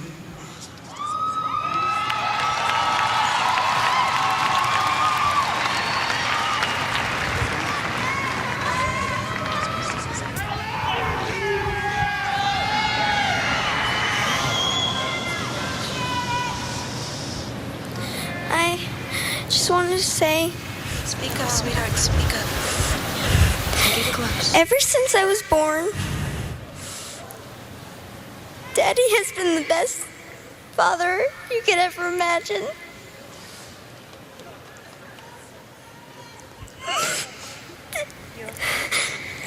And I just wanted to say I love him so much.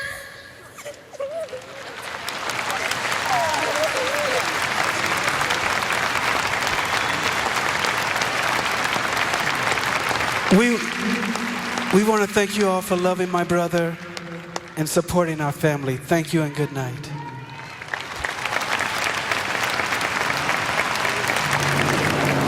Talk about putting a human face on a very personal loss. Lest we forget, this man was a brother and a father and a son and a very important person in a family's life. I think 11-year-old Paris Jackson, I think, just reminded the world that this was a man and not just a musician or a dancer or a performer. Great way to put it, bro. This was a man. Like I said at the beginning, it still don't feel real. Like, it still don't feel like really? Like, that really happened? Like, it's about to be 20 years, bro. Like, in just a couple, 3 years. 3 years and some change. 3 years some change. Like, it's going to be 20 years, bro. And it's like, really? Like, that was Peter Pan, bro. Like, how is that possible? But, you know,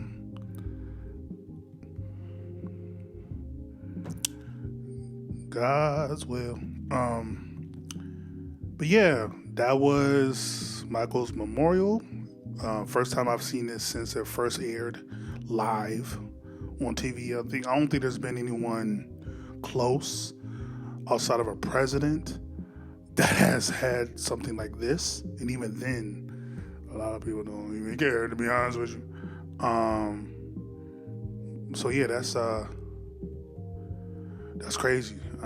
Powerful. Also, rest in peace to Joe Jackson, R.I.P. Tito.